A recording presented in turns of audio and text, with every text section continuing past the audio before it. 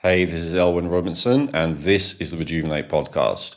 And if you're familiar with the podcast, then you probably know we rarely have guests, but we occasionally do, and it's usually because they're bringing to the table something interesting and unique and quite possibly very important. And today's guest is no exception.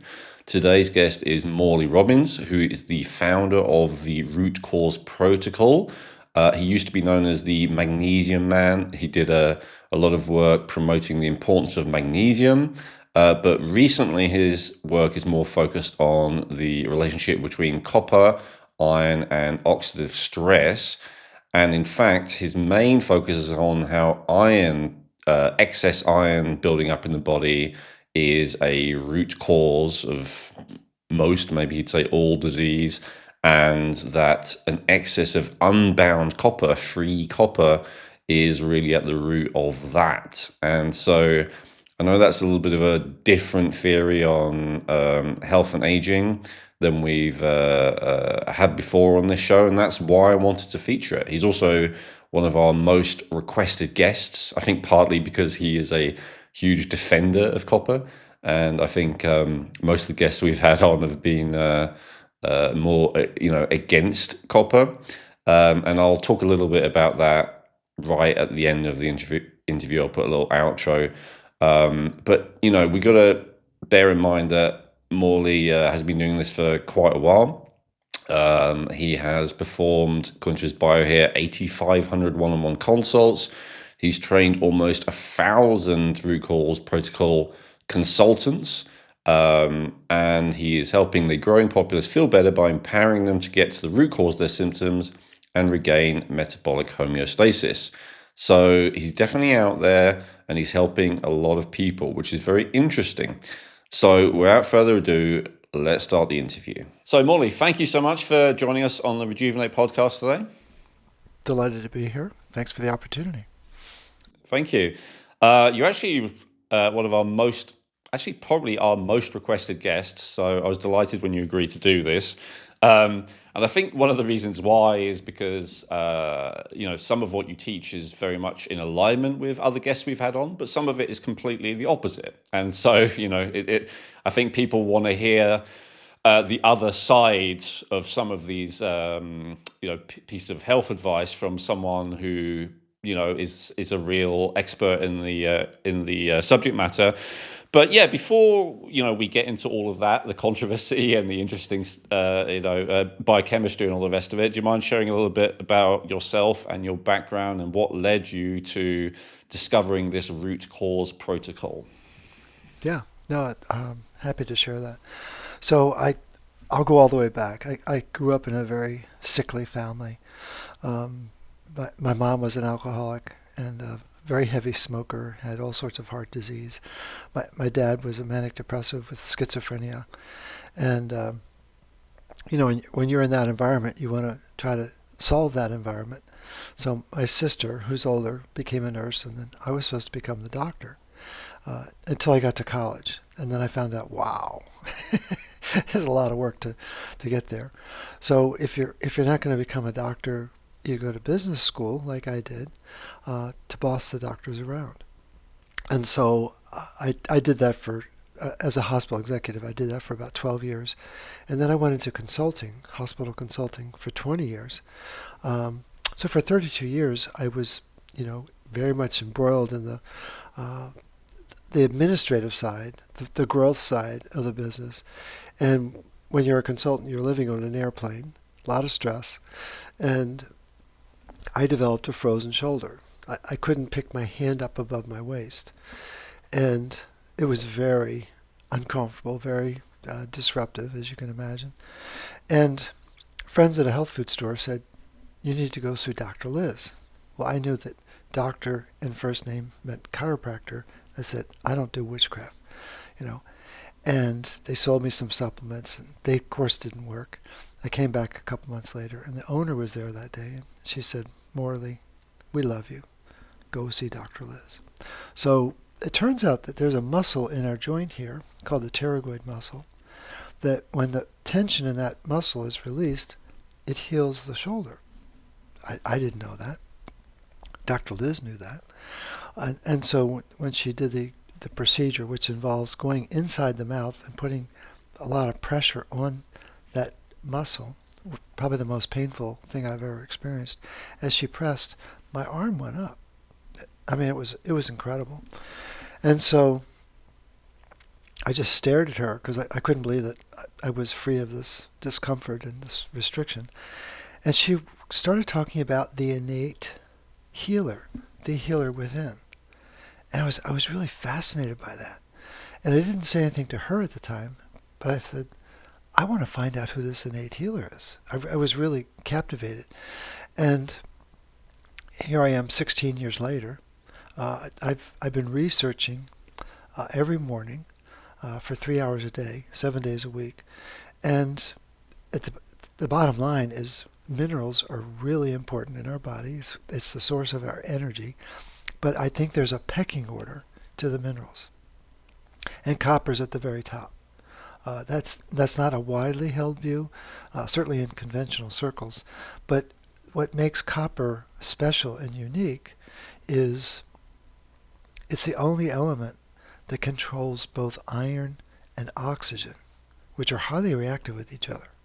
And it can keep them in a proper state without creating any kind of oxidative stress or any kind of reaction. And once I pieced all that together, I mean, I was just absolutely captivated by it. And then I just started taking a deeper and deeper dive into, so why is copper here? And how do we lose it? And what's going on? It's been a fascinating journey for these last 16 years.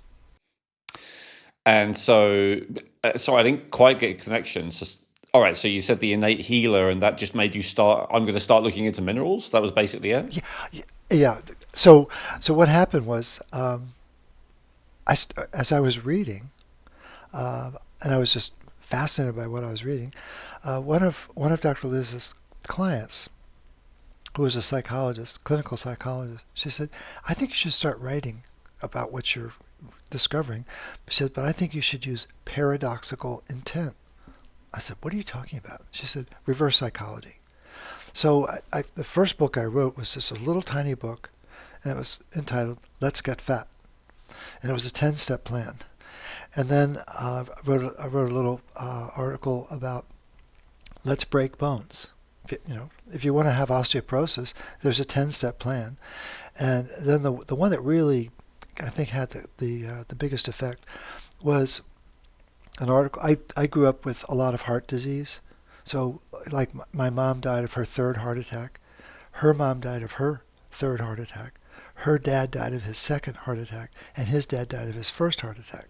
So, and I take after that side of the family. So I know how I'm going to die. I'm just trying to put it off for as long as possible. And I wrote an article, Let's Make a Heart Attack. And it was, again, a 10-step plan. But 7 of the 10 steps came from the American Heart Association, and I was able to prove in the research that they were feeding the problem. And I was talking with another client, and she said, I can't help but think that step number 8 in this 10-step plan, it's just very funny, you're really capturing my attention. So, but I can't help but think that step number 8 is more important than you realize. And it was eliminate magnesium from your body. And when she said that, I kind of tilted my head, and I thought, yeah, I probably need to research that. And I picked up Carolyn Dean's book, The Magnesium Miracle. And Elwin, it was like reading a murder mystery. Suddenly I was like, this is why everyone's in the hospital. And so I was very captivated by that. And then it was a 5-year process to get to this concept of hierarchy and to realize that the reason why magnesium is always lost is because there's oxidative stress. Well, then I had to find out, where's the oxidative stress coming from? Well, it's iron reacting with oxygen. Oh, well, why is that happening? And then I find out, it's copper is missing in our environment. And then I was captivated by that and just kept diving deeper and deeper and deeper to find out what's this mechanism all about and how reactive is it, how sensitive is it to our environment, which is incredibly toxic, as you well know. And that's what really solidified my desire to go deeper. Okay. All right. So iron causes oxidative stress. I think that's one of the things that probably most of our viewers will agree with. Are you familiar with the work of Dr. Ray Peat by any chance? Oh, sure. Oh, absolutely. One of my great disappointments was I've always wanted to have a conversation with him, and it never happened. Okay. Okay. Yeah. So absolutely. So and I saw. I'm not saying that you got it from him, but I did see a lot of correlation between your recommendations here and his, including Oh, that. yeah, Yeah, absolutely. yeah, that he definitely. The difference is that he got his doctorate studying estrogen. Yes. Right? Very astute student and very gifted talking about estrogen. Well, what's really important to understand is that if there's a protein in our body called ceruloplasmin, which is so insulin has 45 amino acids. Ceruloplasmin has 1,046, so it's a beast, but it has 8 copper atoms inside it. And that protein it's called a moonlighting protein. It means it does more than one thing. I've identified 15 different enzyme functions. So it's a very important part of our physiology. If you don't have adequate ceruloplasmin, then oxidative stress is going to rise. Well, what is the backup plan if you don't have ceruloplasmin? And it's estrogen. And the whole pursuit of this root cause protocol started by reading one of Dr. Ray Peat's articles on the dangers of iron. And towards the end of the article, he made a very important comment. He said, as far as I know, no one has ever come up with a recipe for increasing ceruloplasmin in the body.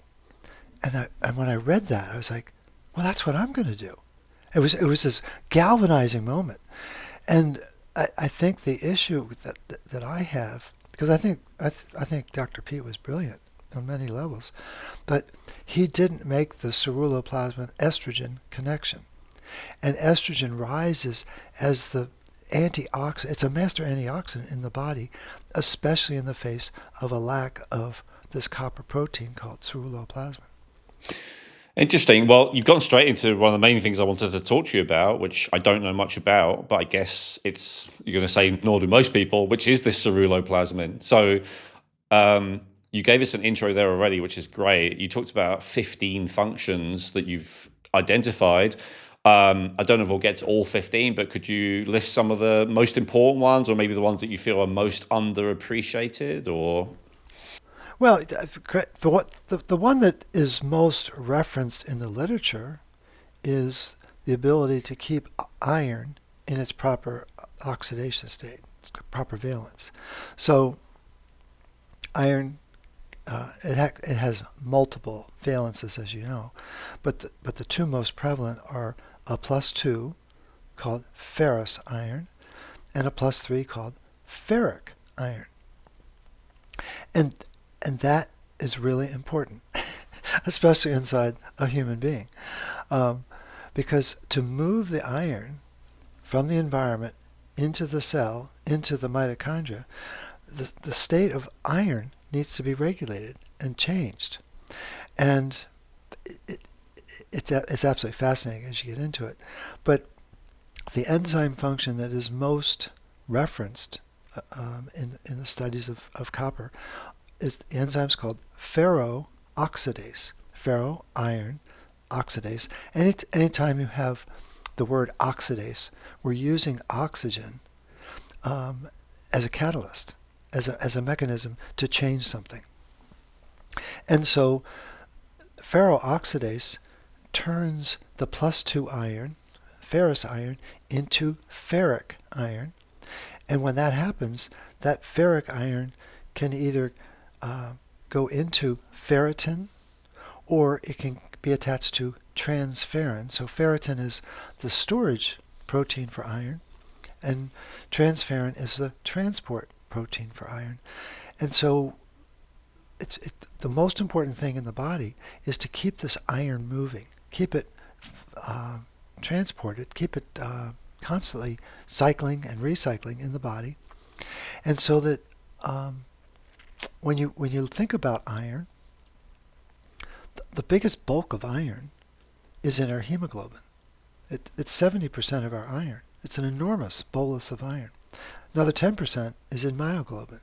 Well, so 80% of the iron in our body is a waiter carrying oxygen. And another 10% is in this storage protein, ferritin. But that ferritin is supposed to be inside the cell. It's not supposed to be in the blood, which is outside the cell. That's where there's a lot of confusion. I'm sure we'll talk about that. And then less than 1% of the iron is attached to this transferrin. It's referenced as serum iron or just total iron. It's a very small percentage, but it's immensely important. Why? Because that is telling you how efficiently the iron is being recycled in the body. And so would you say it's preferable to have higher, no, you're saying better to have lower levels of actual iron, what they call iron in the blood, right? well, actually, what you want, it's a great question. It's a very important question. When you go back into the research of the 20s and 30s, they were obsessed with copper and iron. Why? Because they were trying to figure out how energy is made, and they were delving into this organelle called the mitochondria, and they were really trying to really get a grasp for how is this energy being produced, and zinc wasn't even on the radar screen. Zinc is one of the greatest distractions on the planet, and again, I'm sure we'll talk about that. But the thing is, they really wanted to understand this movement of iron, and what happens in the course of a day. We've been chatting now for about 20 minutes. Well, every second of every day, we need to turn over 2.5 million red blood cells. In the course of 24 hours, it's 200 billion red blood cells. So there's this enormous turnover, and that's 1% of our red blood cells has to turn over every day. So 200 billion in 24 hours. And the part that's fascinating is that it only takes 25 milligrams of iron, which is a very small amount, 25 milligrams of iron to support the production of 200 billion red blood cells. But the part that will surprise your followers and your listeners is that 24 of those 25 milligrams comes from a recycling system run by what are called recycling macrophages in a process that's called the reticuloendothelial system. It's like, what? It took me a long time to figure out, oh, that means recycling. And only 1 milligram of iron is supposed to come through our mouth, supposed to come through our diet. Well, what's happened in the modern era is they flipped it. They don't talk about the recycling system. And they're telling people, oh, you've got to take 18 to 25 milligrams a day. Sometimes people are taking as much as hundreds of milligrams of iron, thinking nothing of it. And so if you don't have this enzyme function in ceruloplasmin, the iron is going to start to build up in the blood. It's going to build up in the cell. It's going to build up in the mitochondria. And then you've got a problem on your hands. But then as you asked earlier, so what else is it doing? Well, it's keeping track of copper. There's all this foment about copper toxicity. Well, when ceruloplasmin is doing its job, there is no toxicity. It's the copper, the state of copper from cuprous to cupric is being regulated. It's keeping track of oxygen. It has the capacity. One of the most important enzymes in our body is an enzyme called superoxide dismutase. Superoxide is referring to the O2 molecule, and when it has an extra electron, it's really grumpy about it. And it shouldn't be called superoxide, it should be called hyperoxide. But the word dismutase is a kind of an odd way of saying neutralize. And so this SOD, it was discovered in the late 60s by Joe McCord when he was at Duke University. And that changed everything. When they realized that the body has this natural ability to neutralize this oxidative stress, and one of the key functions of ceruloplasmin is to bring this enzyme function forward. Everyone talks about SOD1 and SOD2 and SOD3. Well, ceruloplasmin has that function. It's able to keep track of all the catecholamines. All of the hormones that we rely on need to be regulated. Their state needs to be monitored. Well, ceruloplasmin has that function.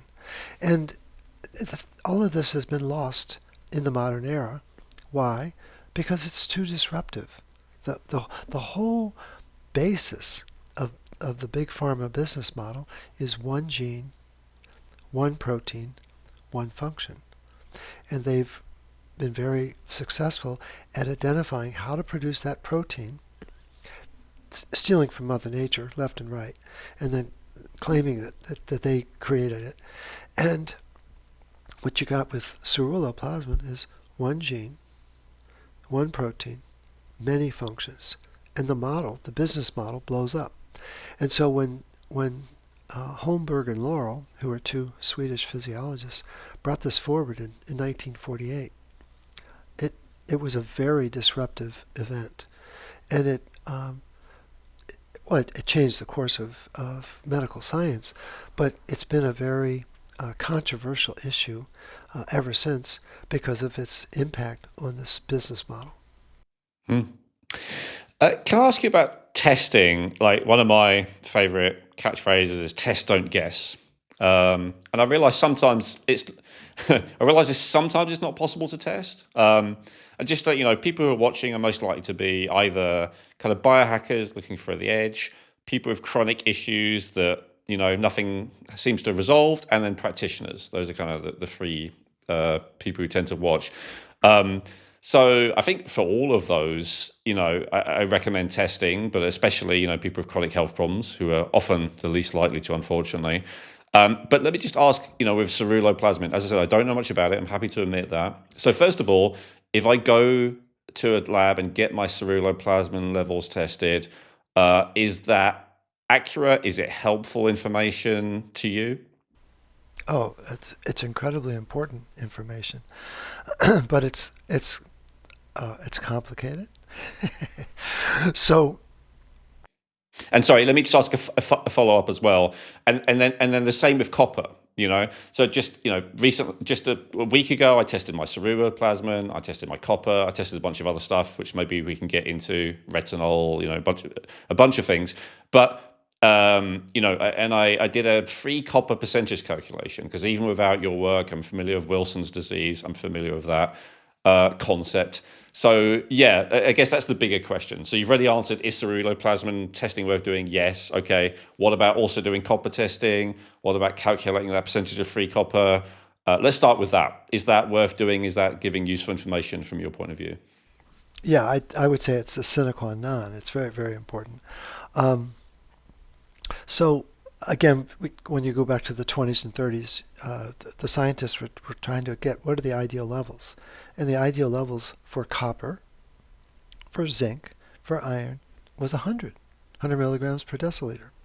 And when you were asking about the iron, the goal should be get it as low as possible. No, the goal is have it to be as close to 100 as possible. The closer to 100, the more efficient the recycling system is. When it starts to drop down, then you know that the recycling is not taking place. The iron is getting stuck somewhere in the system, and it's beginning to build. It might be building in the spleen, might be building in the liver, it might be building in the bone marrow. And there's a variety of reasons why that happens. But the testing of copper, the thing is, when you really get into the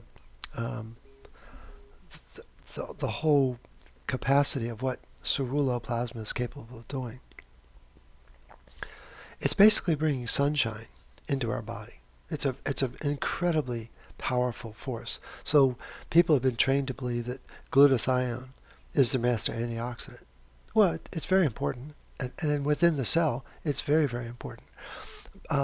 Melatonin is the master antioxidant inside the mitochondria.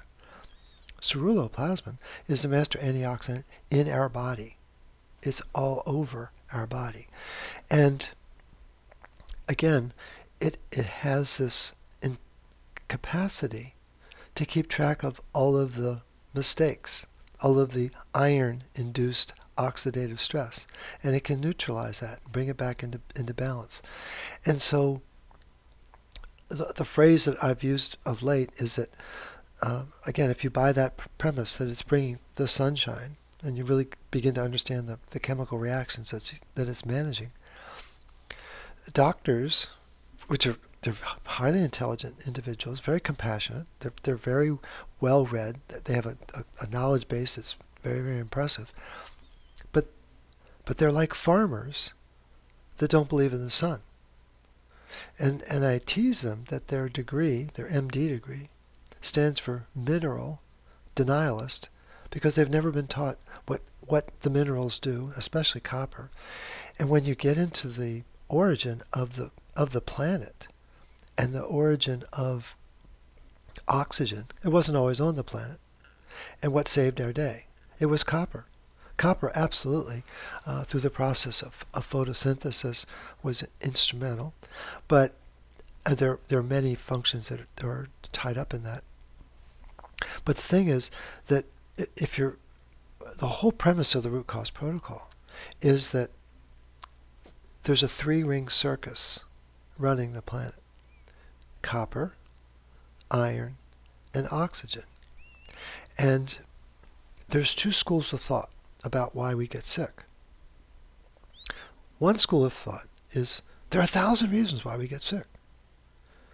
And that's where most people are. Most practitioners, most people, they're looking under every rock for what's the problem. When in fact, within the RCP, there's only one problem. This 3-ring circus gets out of sync with itself, and it can't regulate and manage the oxidative stress.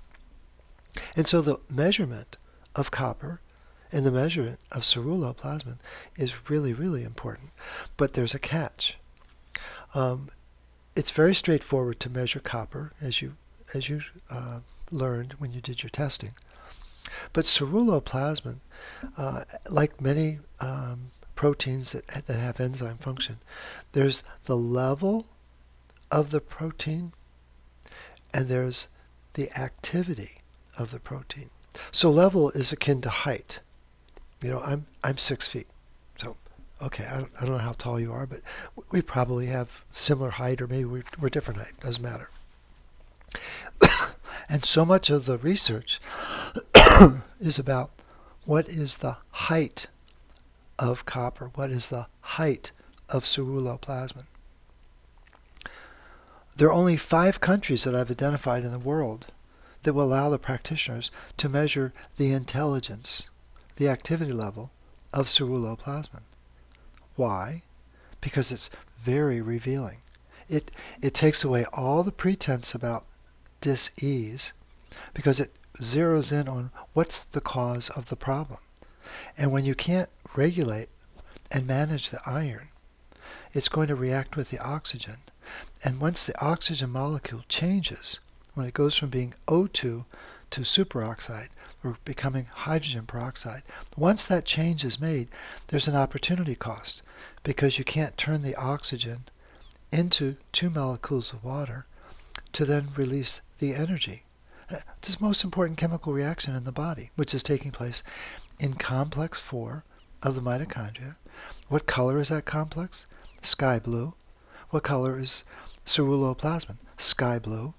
We have blue dots on our brainstem called the locus ceruleus, which is Latin for blue dot. And so this color blue is very, very important inside our body. And to me, it's sort of mind-numbing that the wide spectrum of practitioners don't even know what we're talking about right now. And in fact, it's the epicenter for how our body regulates itself, regulates the state of iron, regulates the state of oxygen. And what's come to my awareness is that, there's a lot of focus on hormone dysregulation now. Well, all those hormones, what are they reacting to? They're reacting to the state of oxygen inside the body. All the steroid hormones are trying to reconcile the state of oxygen, especially, as we were talking about earlier, especially estrogen. and again, it's just, if you don't get it back to the three-ring circus, and if you don't understand the supremacy of that relationship that goes all the way back in time, but it's really important to realize that we are perfectly made. We're endowed with this capacity to manage our stress. And the most stressful part of our lives is the oxidative stress that we're exposed to. And the value of knowing where your copper is, where your ceruloplasmin is, where your iron is, and so on. Which we call the test that we do is called the full Monty Iron Panel, and it only measures 12 different markers, but it's incredibly revealing about what's the state of balance or imbalance inside this body. And what it invites, the most important part of the testing, as you were talking about, is it isn't the numbers on the page. It's to find out from the individual, well, tell me about what's going on in your life. Tell me about the stress in your world, because when we have stress in our world, we're going to have oxidative stress in our body. It's axiomatic. And as soon as we have this, there's always some kind of emotional response to our stress. And once that happens, you've changed the biochemistry of the body. And what are we designed to do? We're designed to then bring this genius molecule, ceruloplasmin, in to begin to sort out and begin to regulate the dysfunction that's taking place inside the physiology. Okay, and I want to get into your, core teachings about how to actually do it. I just want to go back first, though. You talked about only 5 countries and measuring activity levels. Could you expand on that? Yeah. Think about it. The FDA bars practitioners and the public from knowing their ceruloplasmin activity.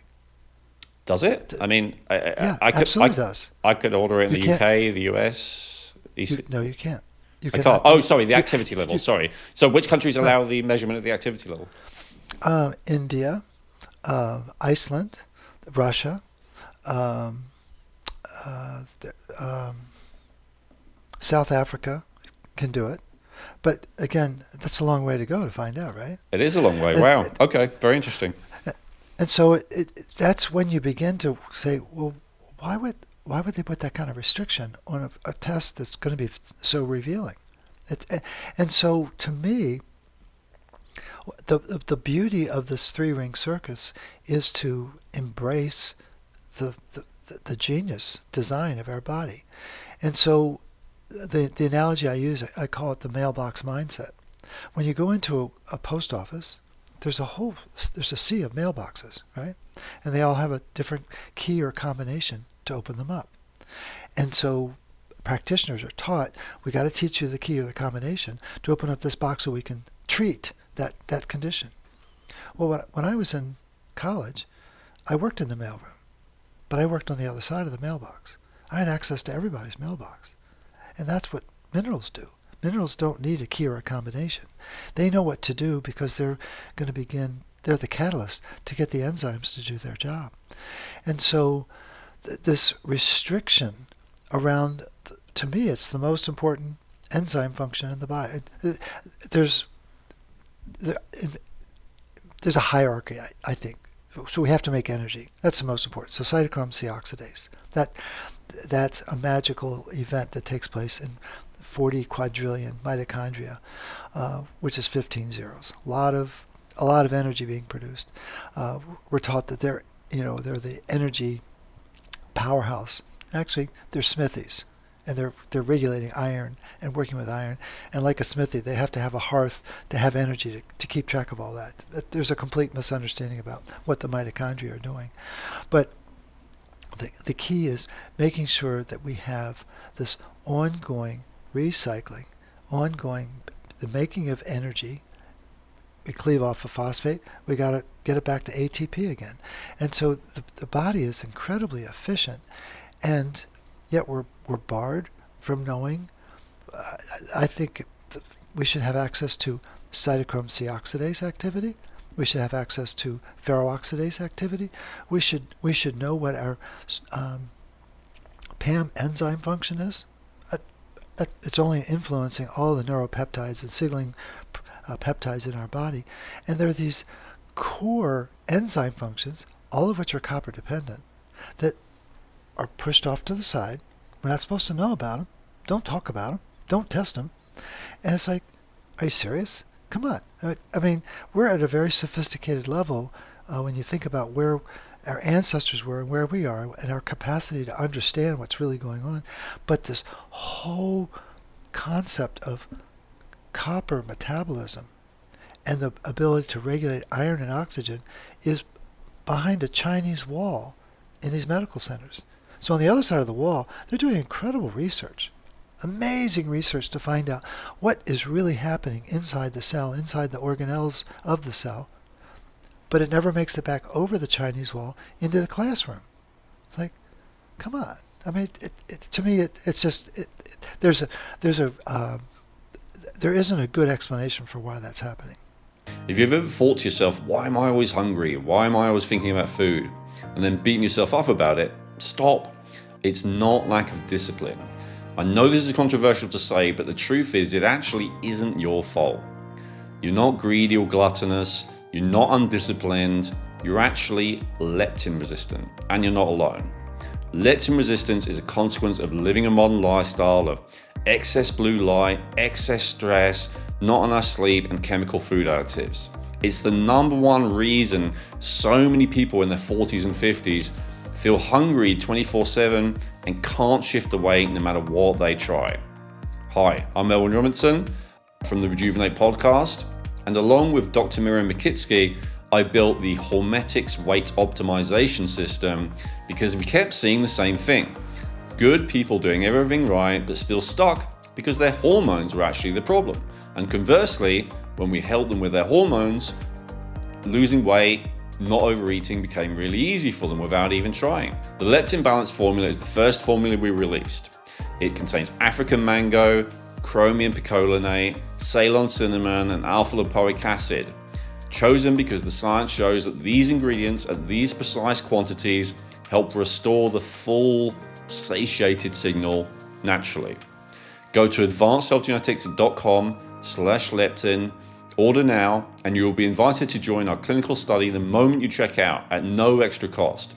So you can track exactly how well it works for you. And you can help us to prove to the world exactly how well it works. And to thank you for being a podcast listener, use code REJUVENATE at checkout for 20% off now. That's advancedhealthgenetics.com/leptin and use Rejuvenate for 20% off now. I believe you. What is the justification is what I was going to ask. Is there any justification given? Like if I wanted to open a lab in the UK tomorrow and start offering these tests and I had the money to fund it, and why would, under what grounds would they say you can't do it? It's just against the law. Okay, so there's no explanation given for it. Trust me, I've tried. Well, that's yeah. What explanation were you given as to why you were not allowed to do it? No, like we recently were over in France and then the UK. I was doing a talk with Douglas Kell, who's a famous iron biologist up at the University of Liverpool, and we were going through Iceland. Well, I knew that Iceland I could do the Ceruloplasmin test. That's one of the reasons why we designed the trip. Was I was going to go to Iceland to get my Ceruloplasmin activity tested. I went to the hospital. I called them first. I said, "Can I have this test?" "Oh yeah, you can have the test done." So I go to the hospital. I'm standing in the line. I get to the front of the line. I explained. I showed them my passport. I said, "I'm here to get my Ceruloplasmin activity test." And the woman, in very perfect English, I was like, her English was better than mine. And she said, "Well, you can't. It's not that easy." I said, "What?" She said, "Oh, you have to have a script from an Icelandic doctor referral." I said, "No one told me." But so I could do it, but I would have to have had a meeting with an Icelandic doctor to get the script to allow it to happen. So it's just right. The language is a little more challenging over there, unfortunately. True.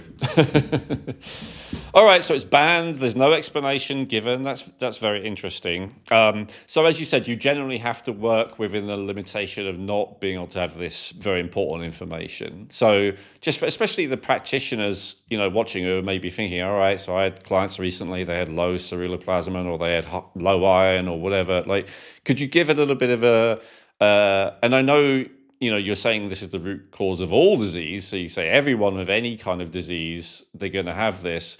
But still, I know practitioners especially may not be open to that, but they may be open to, oh, well, if the ceruloplasmin is low, then I definitely need to pay attention to it. Or if the copper is low or whatever, like what signs are you looking at in the standard American blood tests that give you evidence that this is particularly an issue for someone? One of the cornerstones of our thinking is developed by his name is Douglas Wallace. He's a geneticist, world-renowned biologist, and he's at the Children's Hospital of Pennsylvania. He wrote a very important article in 2005 talking about cellular energy deficiency. And he was admonishing his clinical colleagues. He said, you don't understand how energy is made in the body. And again, we've got to take this oxygen molecule and turn it into 2 molecules of water, which then magically releases ADP. It leaves complex 4, goes over to complex 5, and that rotor, the ATP synthase rotor, is spinning at 500 revolutions per second. I mean, we step back and think about it. It's absolutely amazing. You and I could probably do 1 pirouette in a second. It's doing 500 per second, 30,000 per minute. And that complex 5, has an alpha and beta subunit, rotating around the unit. Well, the beta subunit is copper dependent. And the beta subunit requires copper to put that last phosphate onto ATP. Oh, that's pretty important. And so none of this is taught in any kind of doctor school that I know of. No nutrition school talks about how energy is made. And what Douglas Wallace is pointing out is that when you look at the Merck manual, there's 20,000 different symptoms. Guess what they're all based on? Cellular energy deficiency. And so the world of convention is based on enemies. We're gonna fight some pathogen. We're gonna get rid of some heavy metal. We're gonna neutralize some heavy toxin, whatever it is. And so it's an enemy paradigm. Well, the root cause protocol is based on energy.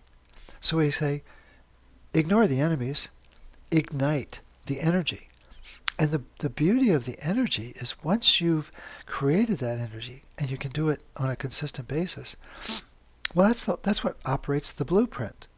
The whole basis of our physiology, the whole basis of our immune system, the whole basis of making metabolic activity is based on being able to make energy. And so we've shifted the paradigm away from the enemy to the energy, and the body is perfectly designed. Once it has energy, it knows exactly what to do. It really does. And so we've been trained, like circus bears, to believe that the body's stupid, doesn't know what to do, needs to have some kind of a priest come in and, sprinkle holy water. And it's like, no, the holy water is actually in our body. And the whole basis of the structured water that people are so enamored with, that's made inside the mitochondria. Oh, yeah, it's happening at complex 4. Oh, yeah, you got to have copper to do that. And so I think there's been this mind-numbing suppression of the truth for about 100 years. And it's just, to me, what people are looking for is a more efficient design. I mean, in the world of biohacking, what are the things that they ignore the most? Copper, iron, and oxygen. And all the focus on aging and longevity. But what causes aging? I look different today. I'm 73 now. I look different today than I did 40 years ago. Well, I've accumulated iron. It's 1 milligram a day. Not my formula. It's a formula of all the famous iron biologists around the world. Robert Crichton, Douglas Kell, Gutteridge and Hallowell. 1 milligram of iron a day. So what is aging? It's cellular iron accumulation. And why is it accumulating? Because it's not being recycled properly. Why is that happening? Because we don't have enough bioavailable copper. Why not? Because they've changed our environment. And so it's just, it is a disorienting concept that brings it back to this focal point of really the origin of oxygen on the planet and what the planet needed to do to deal with this new molecule that hadn't been there before. And who saved our day? It was copper. And again, there's elegant research around that is not openly understood, or it's not taught in the classroom. And again, it isn't that there's necessarily a conspiracy. I think it's an economic thing. There's a lot of money to be made on the imbalance that takes place as we age. And so what we're trying to do within the RCP is change the operating system and introduce people to the elegance of our design and making sure that we focus on certain things to eliminate from our environment. We call those stops. And then the starts are things that are really going to begin to spark the activity of the tissue and the cells and the organs to get them back into their proper function. Yes, yeah. So the stops and starts are, maybe a cornerstone of your teachings, right, in terms of practicalities. Maybe I'll list some of them and then we'll talk about them. Is that okay? Okay. All right. So you say copper and iron are very important, and oxygen in the way that you've just described. But as you've also described, ceruloplasmin is this regulator of all of this. And so the stops and starts are mainly about, so the stop, it says here, taking away things that destroy ceruloplasmin, right? That's the basic point of it. That's the focal point, yeah. Okay. Focal point, yeah. So number one here, stop iron supplements, iron fortified foods, or anything with added iron, because synthetic iron shuts down copper metabolism. What about actual heme iron? Like, would you be against someone having large amounts of iron in its natural form? And what about even, like, if someone is low in iron, sometimes they'll take like a spleen desiccated supplement, and spleen, as I'm sure you know, is super high in iron. Like, is that also a bad idea? Is it only synthetic or even natural heme iron that you're encouraging people to avoid excessive amounts of? Well, I think, again, I'm a bit of a heretic, as you know. The whole concept of anemia is ludicrous. Think about it. The number one element on the planet, 36% of the Earth's composition is iron. Wow, that's pretty high. And mainly at the core of the planet, is that right? Well, yeah, but even at the surface, it's like the third or fourth, most dominant element. But the planet is heavily influenced by iron, and we're allegedly the most evolved species on the planet. I mean, I could make an argument that 5 years ago a lot of things changed, and I'm not sure that we are the most evolved. But in any event, let's just accept that we are.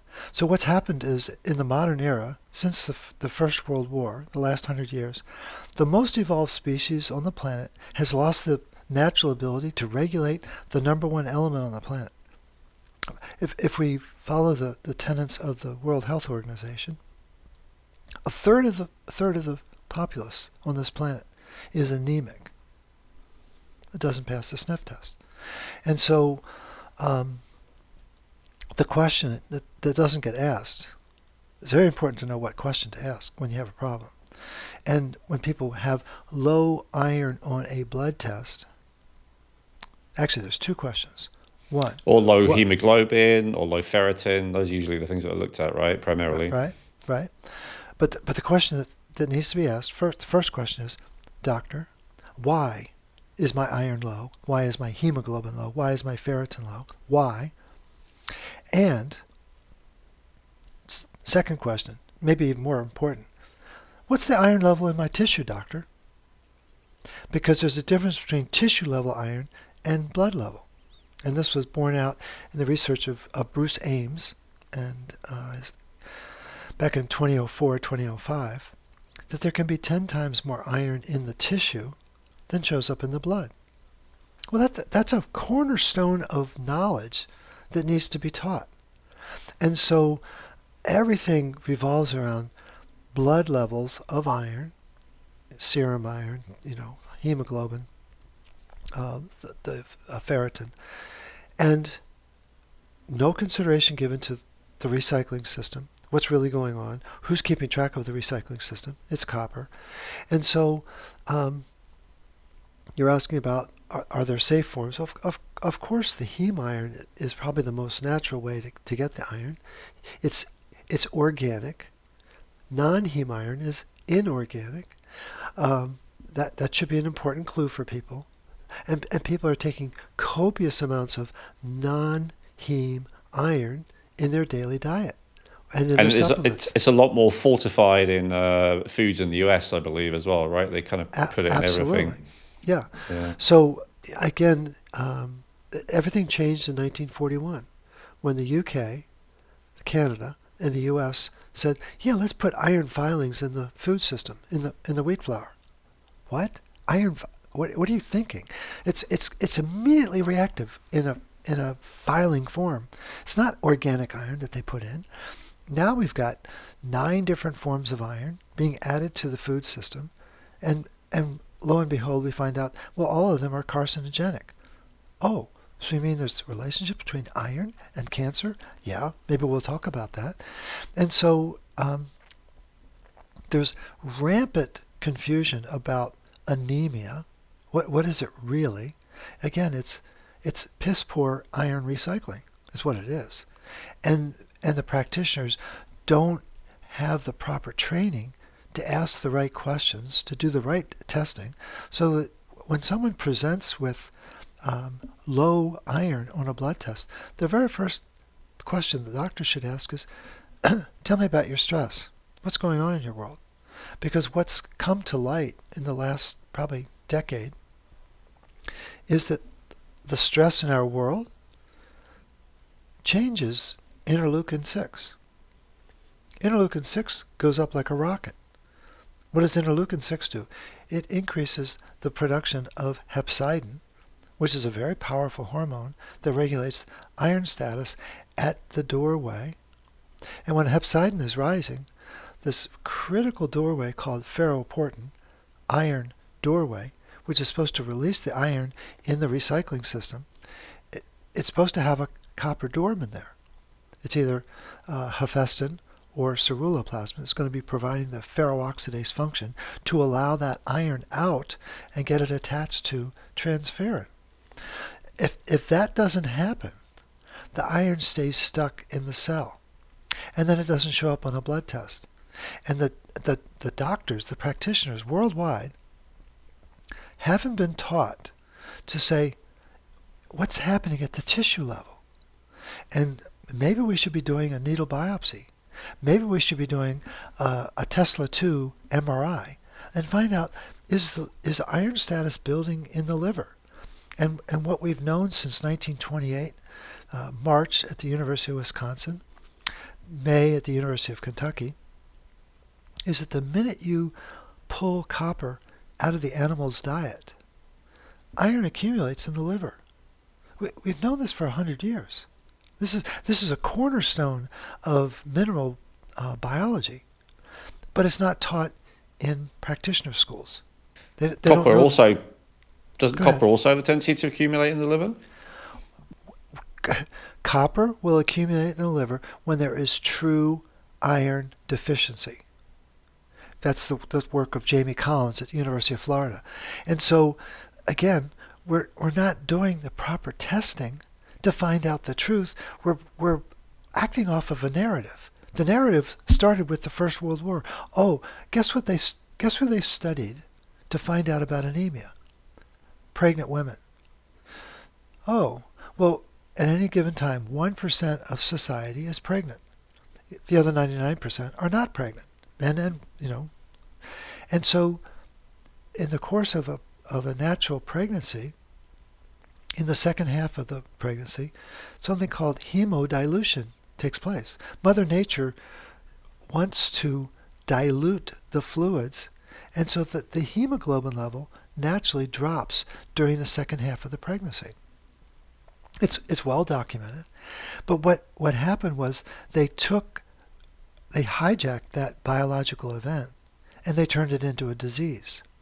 And then they said, oh, so there's anemia in pregnancy. We need to fortify the woman because we know better than Mother Nature. And then they inoculated the other 99% of society. Oh, we need to start adding iron to the food system. We need to start adding iron to the supplements and things like that.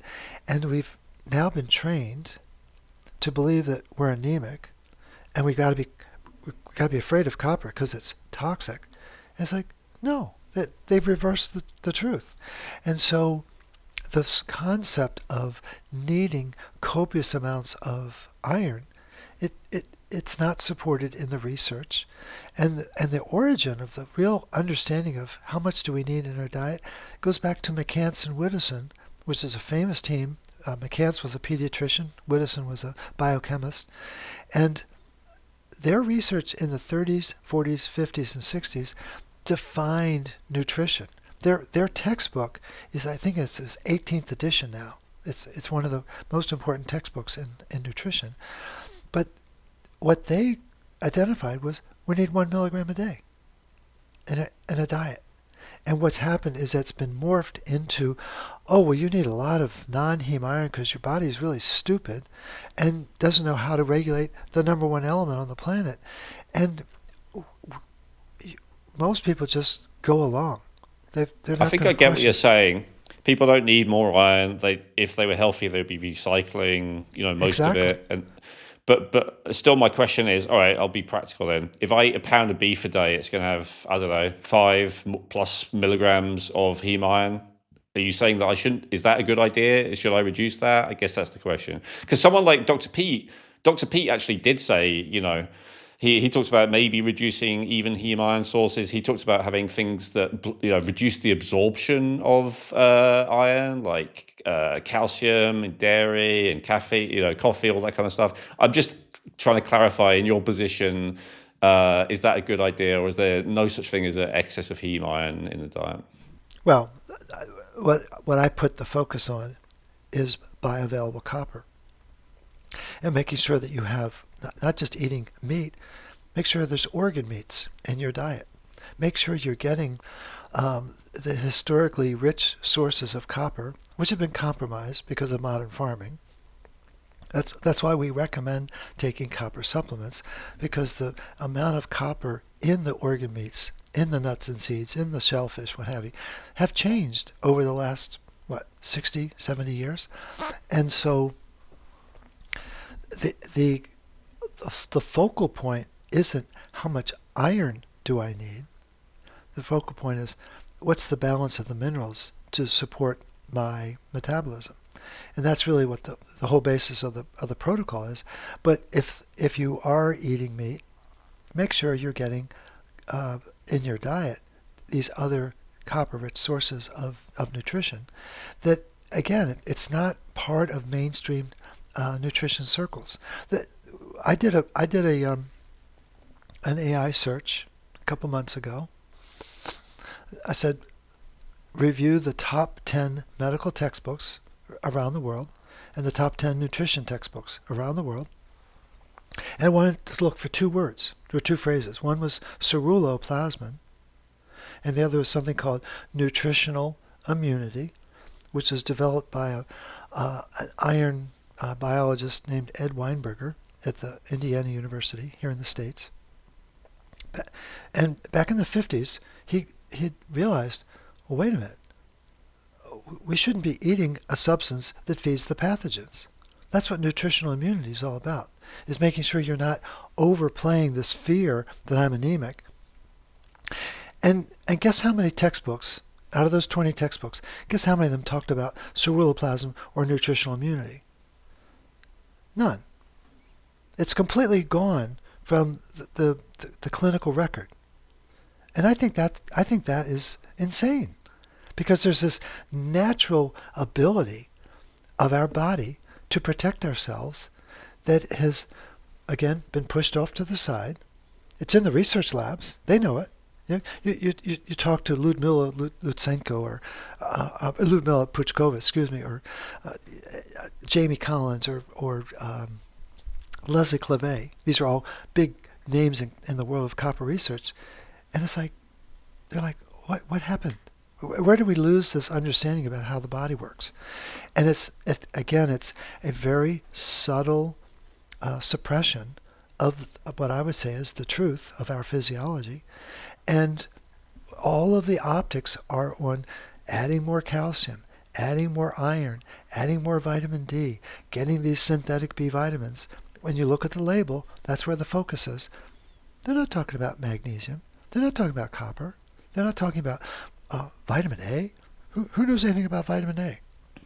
They're not talking about magnesium. I thought magnesium is super popular these days. It's the number one mineral supplement sold in the world, and I know that because I was also championing it in 2010. I first was telling everyone about magnesium, and it wasn't that popular then. But I have to admit, it is now. Well, and that's where I cut my teeth. I mean, I became known as Magnesium Man. I was promoting that just alongside with you. So the thing is, the question is not being asked, doctor, why is my magnesium low? There's a very specific reason why. Because the oxidative stress is building in your body because you're not regulating your iron. Why? Oh, because there's no awareness about copper. And so when you look on a label, there's no label that's telling you how much magnesium is in this product. It's not there. The bias of labeling is all about calcium, iron, vitamin D, synthetic B vitamins, folate, and things like that. And it's just, we don't understand how subtle but how powerful the scripting of our knowledge base is over the course of time. I guess you're talking a lot about the very mainstream understanding because you're talking to a lot of mainstream doctors all the time, and I barely have any connection with those people. So to me, it seems like magnesium is super popular because everyone I know is really into it. But it is popular, but people don't understand why they need to replace it every day. Why they're depleted in it. Yeah, I understand. Why they're depleted. And the phrase that I use, a lot of people are focused on functional nutrition or functional medicine. It's great. It's wonderful. The part that they may not know is that copper is what puts the letter T in the word functional, and without copper, you're in a funk. That's the awareness level of copper physiology is pretty close to zero worldwide. And again, we live on a planet. Number one element is iron. Second most reactive element on the planet is called oxygen. After fluorine gas, O2, second most reactive element. What's the third most reactive element? Ozone. And so I take a stance, you don't put ozone in a copper deficient body because it's going to create a problem at a cellular level. And so it's just stepping back and having a much broader awareness of what is our environment like outside of our body and inside our body, and honoring that understanding and acting on that understanding.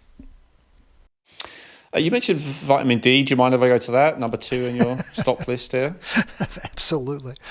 I'm amazed it's taken us over an hour to get there. So number 2, stop vitamin D supplement. By the way, I'm in full agreement with both of these. I'm just trying to ask, challenging questions. Fine. But so far, I mean, I 100% agree about not having iron supplements. I understand your point about recycling as well. I do agree about vitamin D supplements, but there are certain cases where someone's vitamin D is very, very low, and they do feel a lot better when they take some. So it's like an emergency thing. I was wondering what you think about that. And then second of all, just to finish reading this point here, it kills retinol needed for ceruloplasmin and causes renal potassium weighting. So then my other question is, one of the big following influence we had a couple of people on who are really against vitamin A. They consider it actually a toxin, just like you were saying about copper. Now, I have not 100% made up my mind either way, but I know that, when I tested my retinol literally a week ago, it was very high, above the reference range. What was the number? 870. Okay. So I guess my question would be, for someone like myself, I have low vitamin D in my blood test. I have really high retinol in my blood test. Should I and anyone like me also be concerned about vitamin D lowering retinol? So those are the two questions. So, how does Mother Nature want us to make vitamin D? The sun, Go 100%. outside. Go outside. Right? And so when when we're in the presence of sunlight, there's actually two things that happen. The body knows to synthesize vitamin D, but the body also knows to catabolize or break down vitamin A. Vitamin A comes into our diet in a food form, and there's a difference between retinol and beta carotene. They're not the same. It takes 12 beta carotene to have the same punch as 1 unit of retinol. And the retinol is being broken down into retinoic acids. There's 4. So these are hormones, very powerful, very important hormones. And there are nuclear receptors, about 20 different nuclear receptors. There's RARs, retinoid A receptors, RORs, retinoid O receptors, RXRs, RZRs. And you can't engage in nuclear transcription without them. They're really, really important. But nobody knows about vitamin A, and they think it's toxic. And if I were Satan, I'd want you thinking it was toxic. I'd want you thinking that copper's toxic and that retinol's toxic. And no one's taking the time to understand what's really going on with the food system. What's happening to the availability of minerals in the soil?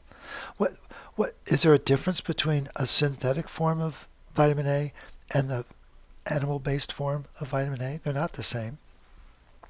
And no one's thinking about the copper status. That's really important to regulate retinol metabolism in the body. And so there's a lot of confusion and a lot of suppression of knowledge. And to clarify, is it not possible to have toxic levels of copper and retinol? Or is it like, I thought what you were going to say, and forgive me for not doing enough research, is that, with copper, it can have a damaging effect, but the problem is there's not enough ceruloplasmin to, keep it functioning correctly. Is that not the case? And isn't it similar with retinol? Like, it can have a toxic effect if it's excessive, if it's not managed correctly? Again, you're asking really important questions, but we're creating very artificial settings to study these events. And so, I see people with very low ceruloplasmin and very high copper in their blood, and I see people with very high retinol. So that's, but I what's guess. their iron status? Have you studied their iron status? So again, if you're following the work of Well, William, this is what I'm trying to understand. And if they're saying to me, shall I have less vitamin A because it's already such high levels in my blood, or shall I have less copper because it's already at very high levels in my blood? Like, what's the answer? Well, the question is, why is the copper high? Why is copper coming outside of its protein, ceruloplasmin? We don't know the activity level. We don't know. That's the most important gap in our knowledge. How is iron and oxygen being managed in this body? So when you have someone who has high copper, the first thing you should ask is, all right, what in your environment is blowing up ceruloplasmin?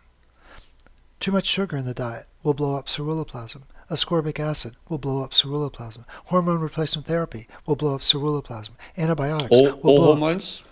Up. Yeah. Thyroid? Thyroid hormone? Yeah. The thing is, we've been trained to trust these chemicals, and they have an effect inside our body. Why have we lost this natural ability to make hormones? Why has our machinery broken down? Well, if the PAM enzyme is not working, because of a pervasive presence of glyphosate. That's an important thing to know. Again, would your view be that if humans were optimally healthy, that women wouldn't go through menopause, that their hormones would stay high? I have heard that before from other people. I'm just curious. No, the thing is, in Japan, there is no word for hot flash. They just move into transition naturally. And where we get into trouble in Western civilization is people are so stressed out, the adrenals are so taxed, unable to. So when a woman moves from menstruation to menopause, the body, the ovaries are coming offline, and the adrenal glands are supposed to kick in and produce the hormones that are needed. Well, they can't do that if the person is completely taxed and completely stressed out. And the adrenal glands love minerals, especially magnesium and sodium and potassium, really, really important. Love real vitamin C, not ascorbic acid. I'm sure we'll talk about that. Loves retinol. And the thing is that Tom Cowan, famous physician here in the States, he refers to adrenal fatigue as fat deficiency syndrome. And it took me years to figure out what is he talking about. If you don't have retinol in your diet, you can't feed the adrenal glands. And so that what I've uncovered is that if you go into a medical dictionary, look up all of the conditions that start with the letter A, every one of those conditions is really revealing the lack of retinol, vitamin A. It's very funny. Vitamin A for this A condition, anemia, appendicitis, adrenal fatigue. All of these A-listed conditions need the retinol to power up the copper to make it bioavailable to neutralize the oxidative stress that's causing the problem. Again, what I've done is I've stayed with the problem a little bit longer to say, what do they all have in common? What's the natural breakdown? What is missing? And it's always energy. And so the world is awash in looking for enemies. Well, now we have two new ones. We have copper toxicity and vitamin A toxicity. And we've lost the elegance of understanding what our ancestors knew when they had a more natural diet and they had a more natural rhythm, more dependent on being outside doing their activities, that the goal of the body is not just to make vitamin D, is to make A and D. That's why we recommend strongly get cod liver oil into your system. But there's over 100 different forms of cod liver oil. There are only 3 that we recommend because we know that they haven't been monkeyed with and manufactured. They've been very carefully designed or allowed to be what Mother Nature wants them to be. And so we've lost sight of the wisdom that exists in our environment, in our food environment, in our biological environment. And all we're trying to do is bring people back to the origin of our blueprint. And the lengths that people go to now to try to scare the public into thinking that there's another snake under another rock. It's like, yeah, that's out there, but we've got to stay true to how does our body really function? How does it signal? The signaling that needs to take place inside our body. And to not know about the PAM enzyme. PAM stands for peptidoglycine alpha-amidating monooxygenase.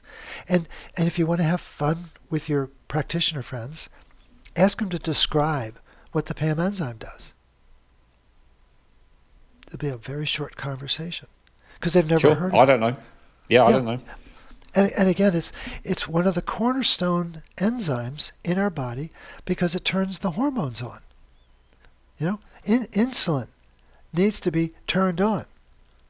Insulin-like growth factor needs to be turned on.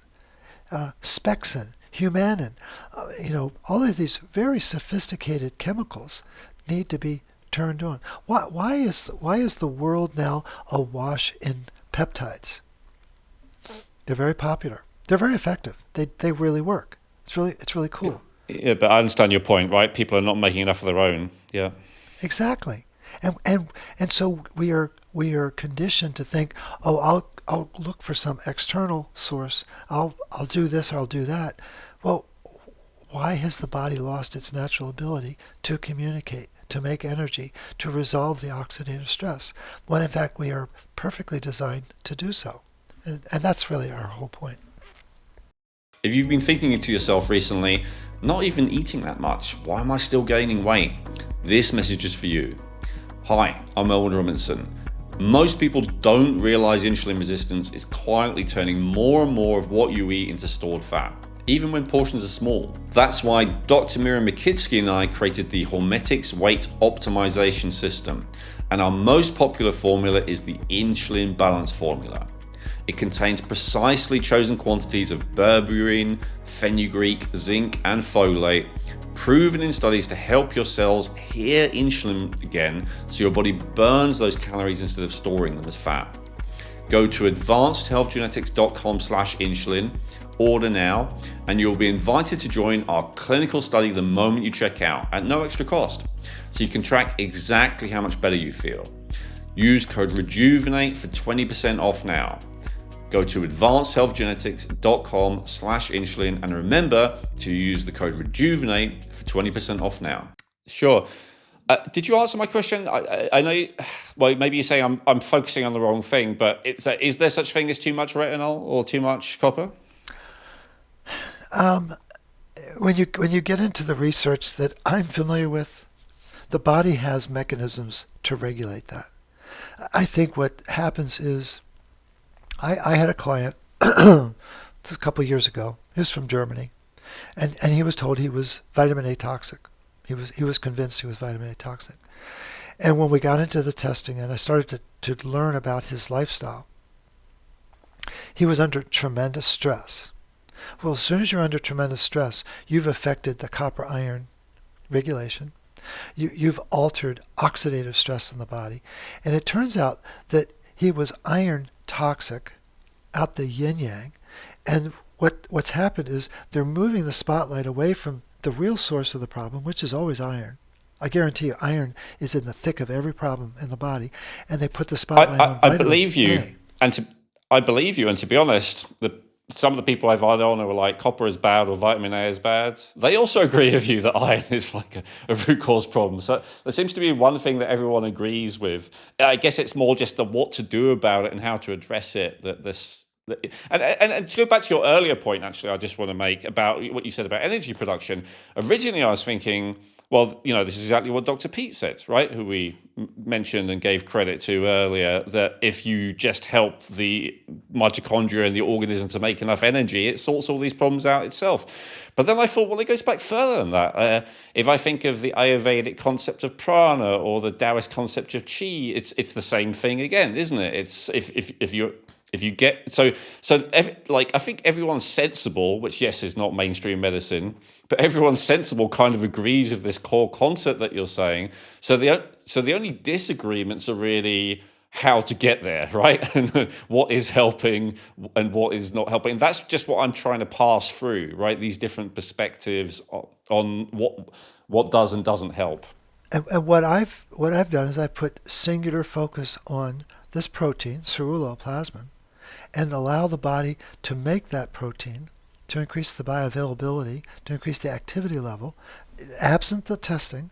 I don't know. But people who do the protocol, do it, follow through with it, stay with it, they suddenly have more energy. Their symptoms begin to disappear. And again, I get calls from people all day long, all week long, thanking me. They've got questions about this or that, but the key is, what this protocol has done is it's reawakened the physiology that we were endowed with, and we've lost sight of that because of this oppressive need to commercialize the solution. I don't think we need to do that, and the notion that there can be too much copper or too much vitamin A. It's like, well, let's look at the conditions under which that conclusion has been made. A lot of people, when they'll have a reaction if they take a copper supplement, and suddenly they might get a headache, or they might get some kind of nausea, what have you. Well, what they may not be aware of is that when you introduce copper into our biology, it has a very singular focus. It's there to mobilize iron. And invariably, when people take copper, the symptoms they're getting are iron-induced reactions to copper mobilizing the iron. That's where the headache's coming from. That's where the nausea is coming from. And so we've been trained to blame the copper and keep, iron is always protected. It's the most protected mineral on the planet. You need more of it, but we're not going to talk about the fact that it's toxic. I mean, but it's in the literature, Elwin.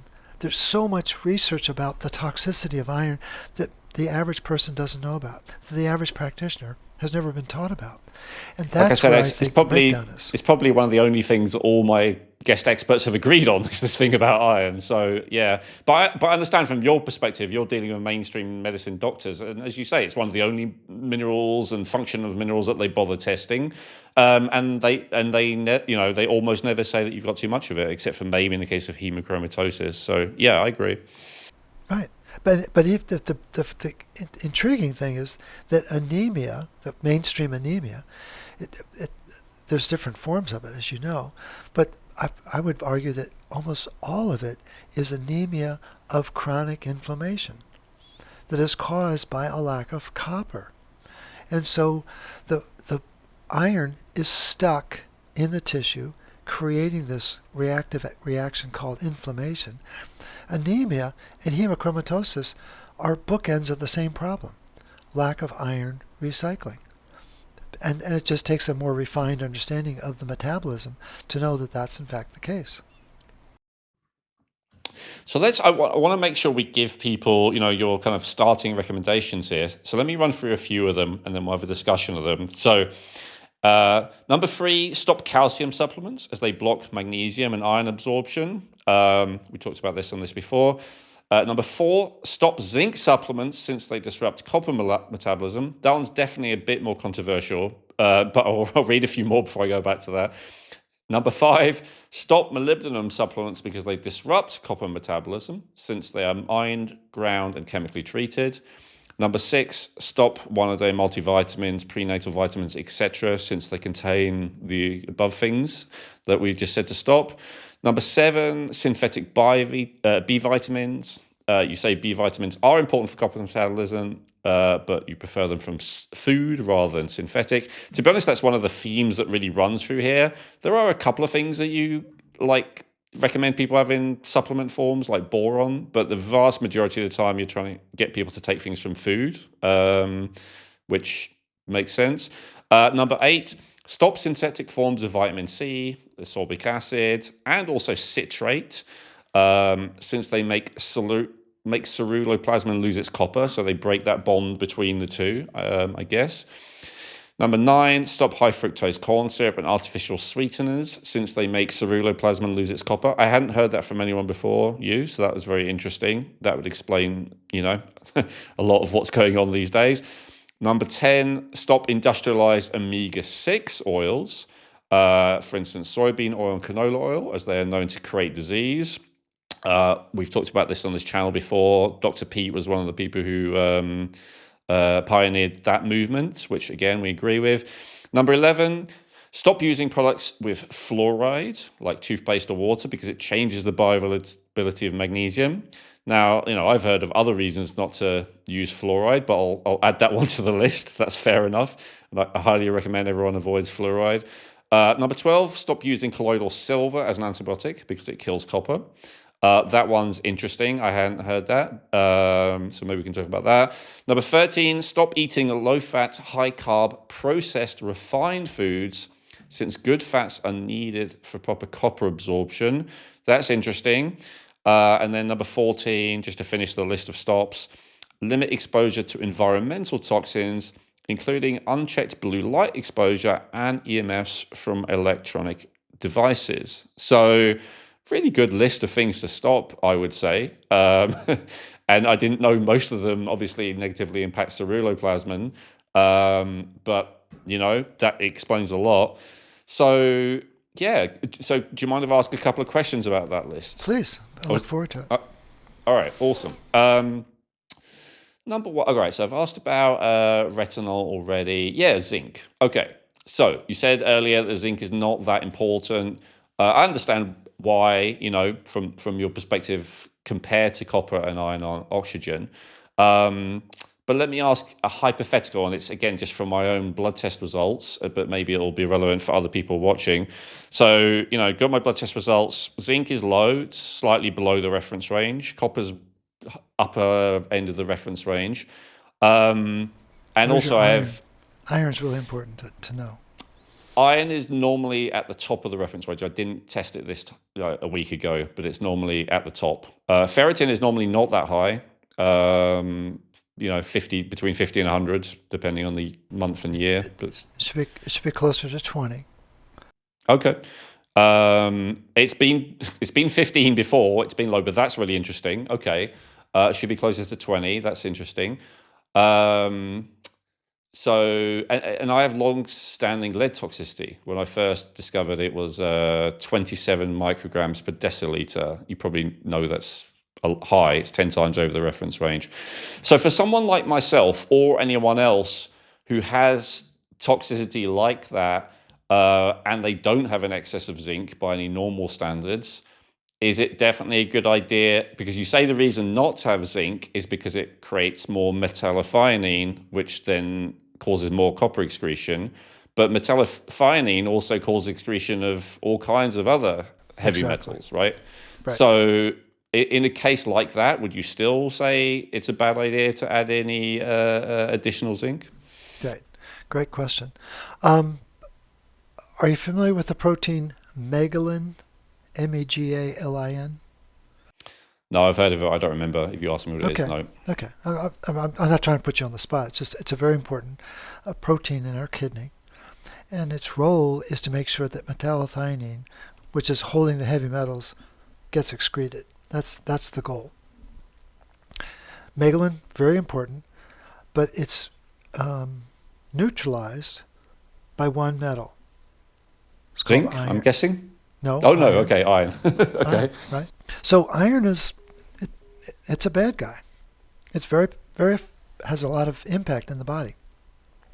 And so 100%. I'm fascinated by your lead in your body. Your body's not naturally able to eliminate the lead. What does lead really do? It really messes with copper metabolism. Really, very in a very significant way, especially in the production of blood. Very disruptive. Is there lead in your environment? Do you have lead paint exposure? Or? No, we looked into environmental. My wife tested and hers was less than 1. I've got mine down to 3 now, by the way, so I've reduced it by 10 times. But That's amazing. it's good, yeah. My like according to the WHO, on average, 80% of the lead in a human adult is coming from their bones, and I think that's the case for me because it has such a long half-life, and it's stored in the bones. So unfortunately, it's like having a timed release, slow release poison capsule in the core of your body, constantly releasing this toxin into your blood supply. And so I realize you may say that, well, it's a very niche situation, but it's not that niche. There are quite a few people who have heavy metal toxicity who I was interested to see if you would adjust your recommendations if they're in that position. Well, I don't believe in chelation. A lot of people like to use the bulldozer and just. What the bulldozers do is that they'll take out the heavy metals, they'll take out copper, but they always leave iron behind. That's the metal that everyone just doesn't have the awareness of. And so when you have low levels of zinc, there's a mechanism, there's an explanation for how that happens. Again, if copper is not bioavailable in the body, and in most bodies it's not, if copper is not bioavailable, iron dysregulation takes place. And that dysregulation is going to principally take place in the liver. There's going to be dysregulation in the spleen, but it's mostly going to be in the liver. As the iron builds in the liver, it's going to create more oxidative stress. Okay? What's the oxidative stress going to do? It's going to burn up the magnesium. Magnesium levels in the liver are going to drop. liver's really smart. It's got hundreds of enzyme functions it needs to take care of, and many of them require a metal with a +2 valence. So if magnesium's not there, the liver starts to grab zinc out of the bloodstream to complete the enzyme functions, and then zinc will show low in the blood test, when in fact it's the copper that's low, causing the iron to be high, causing the zinc to build up in the functions of the liver, but it's going to look low in the blood work. So it's a stress. Sorry, but you said when in fact the copper is low, and that's the case even if the blood copper is not low. Like you're talking about tissue copper. Right, exactly. As soon as copper presents high on the blood test, the very first thing the practitioner and the patient should say is, what's the status of my copper in my tissue? And again, we've been so trained to focus on the blood and ignore the tissue. And what the research reveals is that if it is elevated in the blood, that means it's missing in the tissue. That's where the crisis is. And we've got to constantly be using that mirror to get back to the tissue level. It's like, what's going on in the physiology? And really begin to delve into a much deeper understanding of what are the stressors in your life. In addition to this lead issue that you've had, I'm sure there's other dynamics taking place, and they all come with a price. And it's going to, again, as soon as you have stress in your world, the oxidative stress is building inside the body. And we've got to be able to neutralize that and work with that.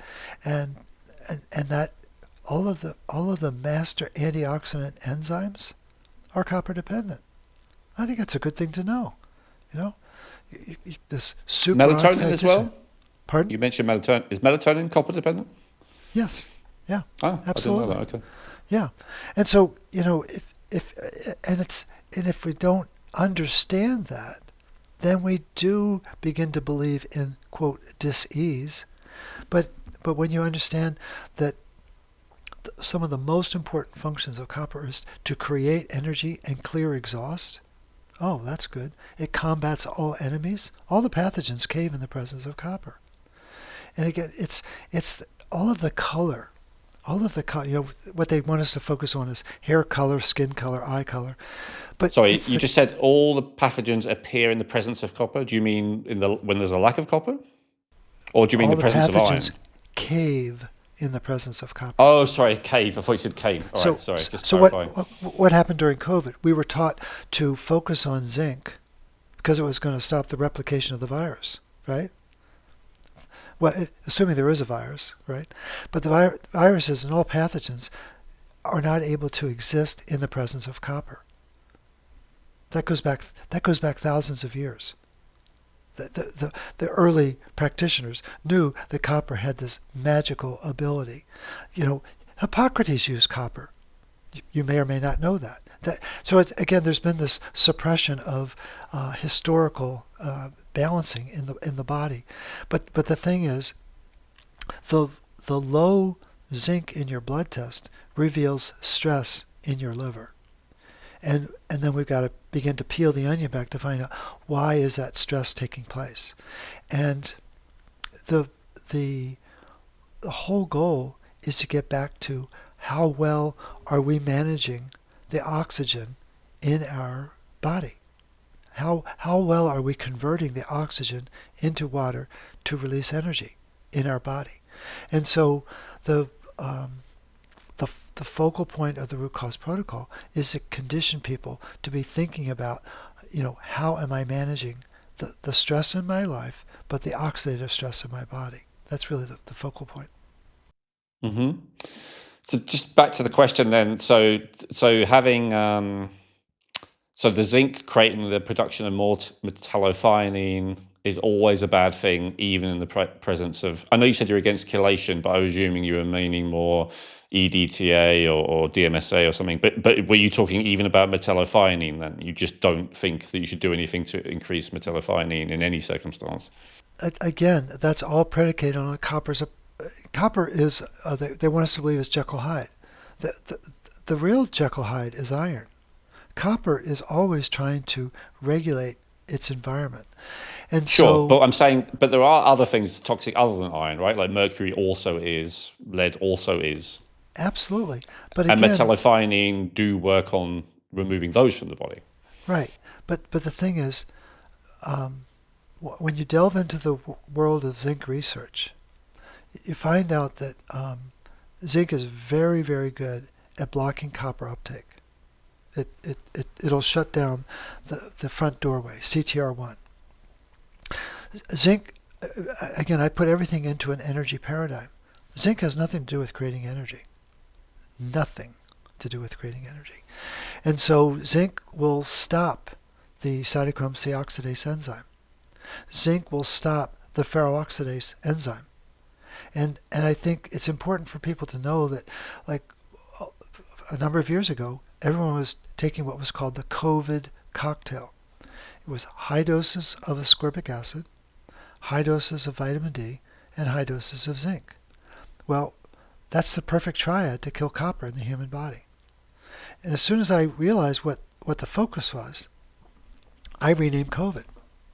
COV stands for coppers vanished, and ID stands for irons dysregulated. Again, you have to have a very refined understanding of the minerals to understand what I just said. Again, back to the research of 1928. They've known for a century that if you mess with copper, you're going to cause iron to go crazy. What was the real threat during COVID? Cytokine storms. What was feeding that? Ferritin. Ferritin all over the body. And so, again, we're taught to increase our ferritin. No. The ferritin's not supposed to show up in the blood. That's not my theory. That's Arosio and Harrison and some of the greatest minds on the planet that have studied these proteins. This idea that, in order to get your thyroid meds to work, I want your ferritin up to 100. Oh, so you want me to create liver disease so that my thyroid meds will work? Why don't we get back to the root problem? Why am I not naturally making energy? What's the role of copper in the thyroid? And, there's some really cool research about that very dynamic. And the thing is, you begin to tease apart all of these narratives that we're supposed to honor, but they don't have a unifying force. What the RCP is trying to do is get us back to this unifying understanding of the critical need to regulate oxygen. That 21% of oxygen in the air is not your friend. It needs to be neutralized. And so we've not been taught that the source of all of our problems is iron-induced oxidative stress. I think that's a cool thing to know, and get people to realize that there's a natural way to regulate that through our diet, through stress management, and through targeted mineral and vitamin supplementation.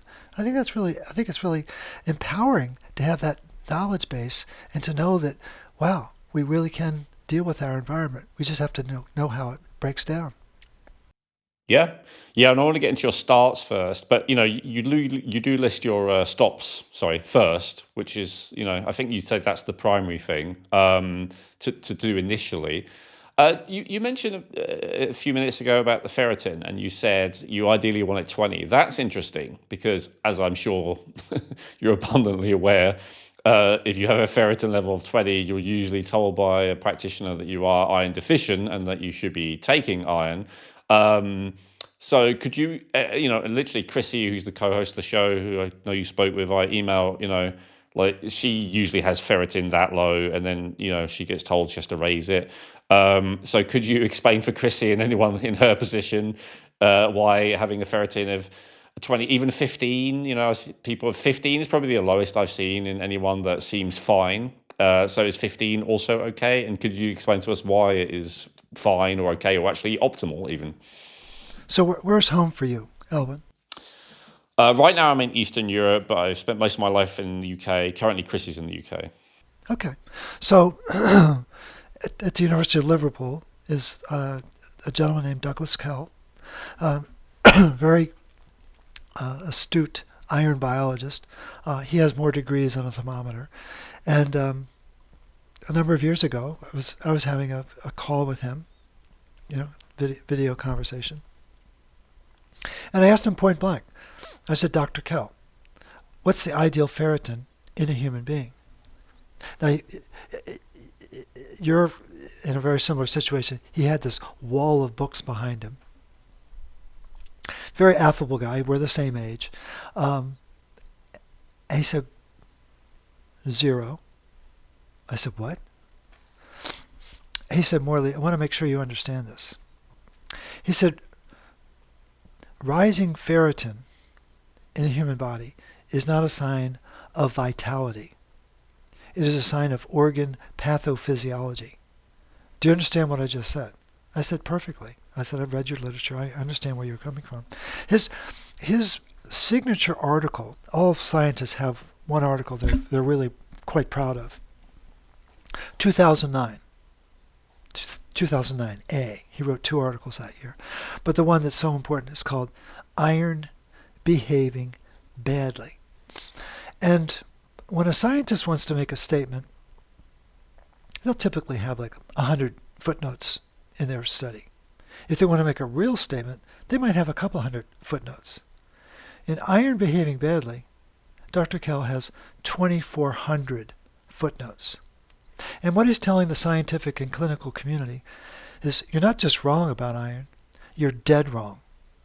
And it was based on that conversation with him that I completely changed my position on ferritin, and I renamed it. I call it errortin, because more mistakes are made in recommendations by practitioners because they've been trained like circus bears. Oh, don't question my authority. When it's low, you must bring more iron into the body. No.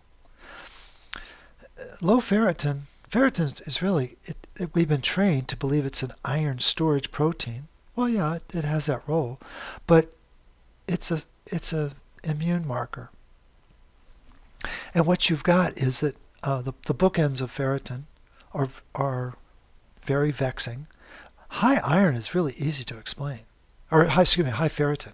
Again, the liver is breaking down. It can't handle what's called ferritinophagy. And that's the turnover of ferritin, because the body needs to access the iron that's being stored, but it's got to have the right chaperones, the right transporters to do it. Critical components would be NCOA4. I don't know whether you know about what that marker is, but it's a copper-dependent marker that's presenting the ferritin into the autophagy that's taking place inside the cell. So if copper's off, ferritin's going to be off, and then we're going to what he was saying by the organ pathophysiology. The organ is not properly recycling the iron, and there's a process when if the ferritin mechanism isn't completed, if the lysosome can't break down the ferritin properly, it's going to cleave off about 10 amino acids, and that ferritin protein will show up in the blood. Again, this is written about in the really sophisticated iron research that's not taught in doctor school. And the key is that ferritin protein is empty shotgun shells. There's no iron in that ferritin that's showing up in the blood.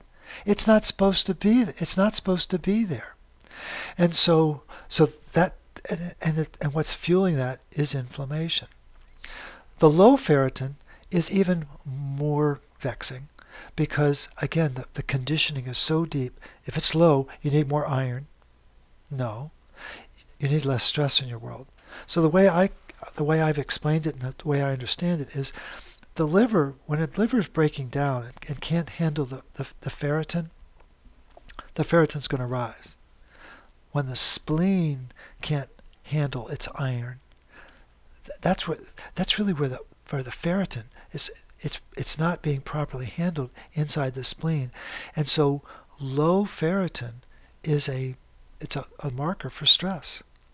And the last thing you should do is put more iron into that body because the spleen can't handle what it's working with, and the process of ferritinophagy is compromised, and the real issue is what's happening with hepcidin, what's happening with the ferroxidase enzyme, what's happening with the critical iron handling process in the spleen and the liver and the bone marrow, and none of that is even considered, no consideration given to what's copper status, why is the copper compromised, why did it come out of the ceruloplasmin protein, and every solution to, quote, low iron in the blood is always give more iron.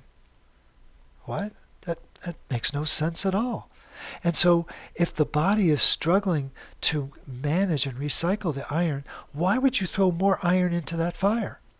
And no one's taking the time to step back and say, does that even make any sense? And so we've, again, this idea of iron fortification, it really started with this First World War. And it's just, it's got the narrative has taken control. I'm just trying to think clinically. I think the only reason you do it is because the person has symptoms of anemia, and then when you do add in, they have symptoms of low bioavailable copper. They have symptoms which are described as anemia, and when they do add iron in, they feel better. So why is that the case? So very important study done by Robert Hodges in 1978.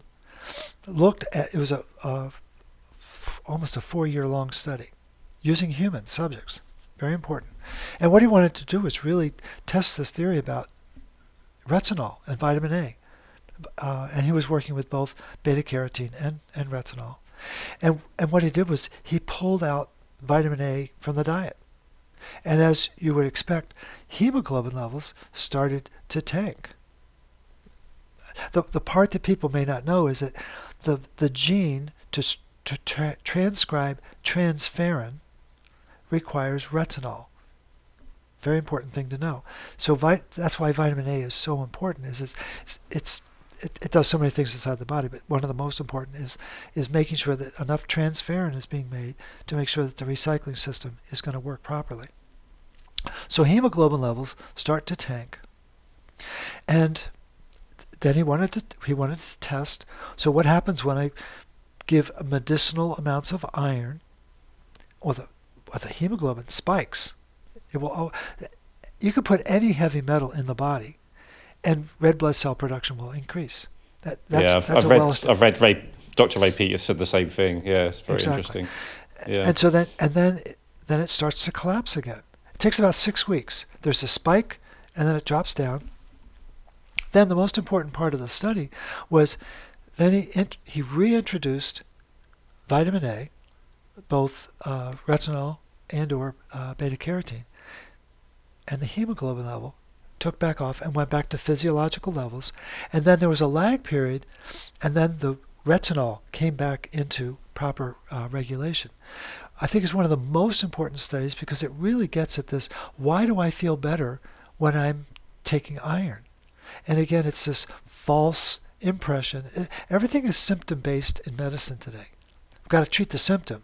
Well, what we focus on in the RCP is let's focus on the underlying root cause, the real basis of the physiology. And so what people are being taught to do is let's just throw iron at the problem without understanding the essential need to regulate that iron, to regulate that oxygen through bioavailable copper, and keep the static at a minimum. And so the conditioning is very deep on both sides. Practitioners and the patients think that iron, we self-medicate with iron. It's like, it's the most offensive act we can do, is to think, well, I'm feeling tired. Well, when you compare the symptoms of, quote, iron deficiency and copper deficiency, the most amazing thing appears. The symptoms are almost identical. But the training is always to condition people to think, I need more iron, and copper's toxic.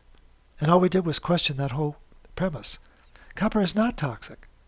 It's just the conditioning of the training. Well, you've really reminded me of something, because you talked about the ideal level of ferritin is 0, which is great. I love that. And you also talked about retinol How about this? Because I'm not trying to work out who's right, who's wrong. I think usually truth is context dependent, right? It's like under what conditions is this person right, and under what conditions is this person right? Assuming I'm taking everyone in good faith, like everyone's being honest about their own experiences, etc. So let me run this one by you. This is a guest we've had a couple of times, Grant Genereux. He did an experiment where he went 10 years on a zero vitamin A diet, zero vitamin A supplementation, zero vitamin A from food. He got his retinol levels in his blood down to almost nothing and zero point 0.1, something like that. And he says all his symptoms went away. He resolved his long-standing health issues, his eczema, kidney disease, a bunch of different things. Now, assuming that he's telling the truth, hypothetically, right? How would something like that would be possible from your worldview? And I'll say, like, just to give a little bit more detail, he was actually following a lot of your advice. Like, he doesn't take any supplements. All he was really eating was like bison and beans and a little bit of rice. That was my understanding most of the time. So, he's not taking iron supplements. He's not taking vitamin D. He's not doing most of these things on your list that you say not to do, but he is also really restricting the retinol and getting his blood levels down to pretty much zero and feeling better than ever. Do you have an explanation for that? Well, it's a very intriguing question. What I would really love to know is what was his copper status, what was his ceruloplasmin status, what was his iron status. What I really want to know is what was going on with ferroxidase. And was his body capable of handling the oxidative stress that was there? I've never understood that that's what he did. It's intriguing to learn that. Again, think about the research of Weston A. Price. I would say that maybe is the inverse of Grant Genereux. So that what did Dr. Price discover? His going in proposition was that people would be eating a low-fat diet, right? And that they would be vegetarian. Dr. Price was looking for perfect teeth. Why did he want to find perfect teeth? A lot of people don't know what really motivated him. He was a dentist, for one thing. He was a dentist, yeah. But he did a root canal on his 12-year-old son. And there was an infection that ensued that went on for 4 years. And then his son died at the age of 16. And he and his wife were heartbroken. And so they devoted the rest of their lives to traveling around the world to look for perfect teeth, and to identify what were the nutrients that were going to be most important for creating perfect teeth. And he was meticulous in his research. And again, he was convinced that people would be vegetarian and that they would be eating a low-fat diet. It was just the opposite. All of the 14 communities that identified were eating protein. Ants from Maasai tribesmen to whale blubber up in Alaska. But the vitamin A and fat dominated their diet, especially the vitamin A. And so what I can't explain in Grant Genereux's experiment is we're missing critical pieces of information about other nutrients in his body that fly in the face of what Dr. Price learned in his decade-long research. And so I will put my bet is that Dr. Price was right. He was meticulous in his documenting of what he found. I'm not asking who's right or who's wrong, though. I'm just asking from your perspective, how is it possible that someone gets healthier while getting their retinol down to zero? Again, there was a change in his oxidative stress. It's the only way I can explain it. And what we're completely missing, is all of the other cofactors that would be involved. I know we don't have any of process. the other data. And as I said, he stopped doing a lot of other stuff as well. I get that. It's just, if retinol is so important, crucially important, how is it that someone remains healthy, let's just say, when they have almost none left in their body? Like, that's an interesting proposition, right? I think I'd really want to monitor what was his food intake. What did he really eat during that period of time? And as I said, as far as I understand, it's largely ground bison meat and beans and rice, and that's it. Well, what we know is that meat brings a lot of nutrition to the body. 100%. And so I think we'd have to have a very meticulous analysis of that bison and a meticulous analysis of what else he was eating. And again, we need to understand what was the chemistry of his body. And is there something unique about his physiology that allowed him to do that? Again, there's too much research on the other side of the fence.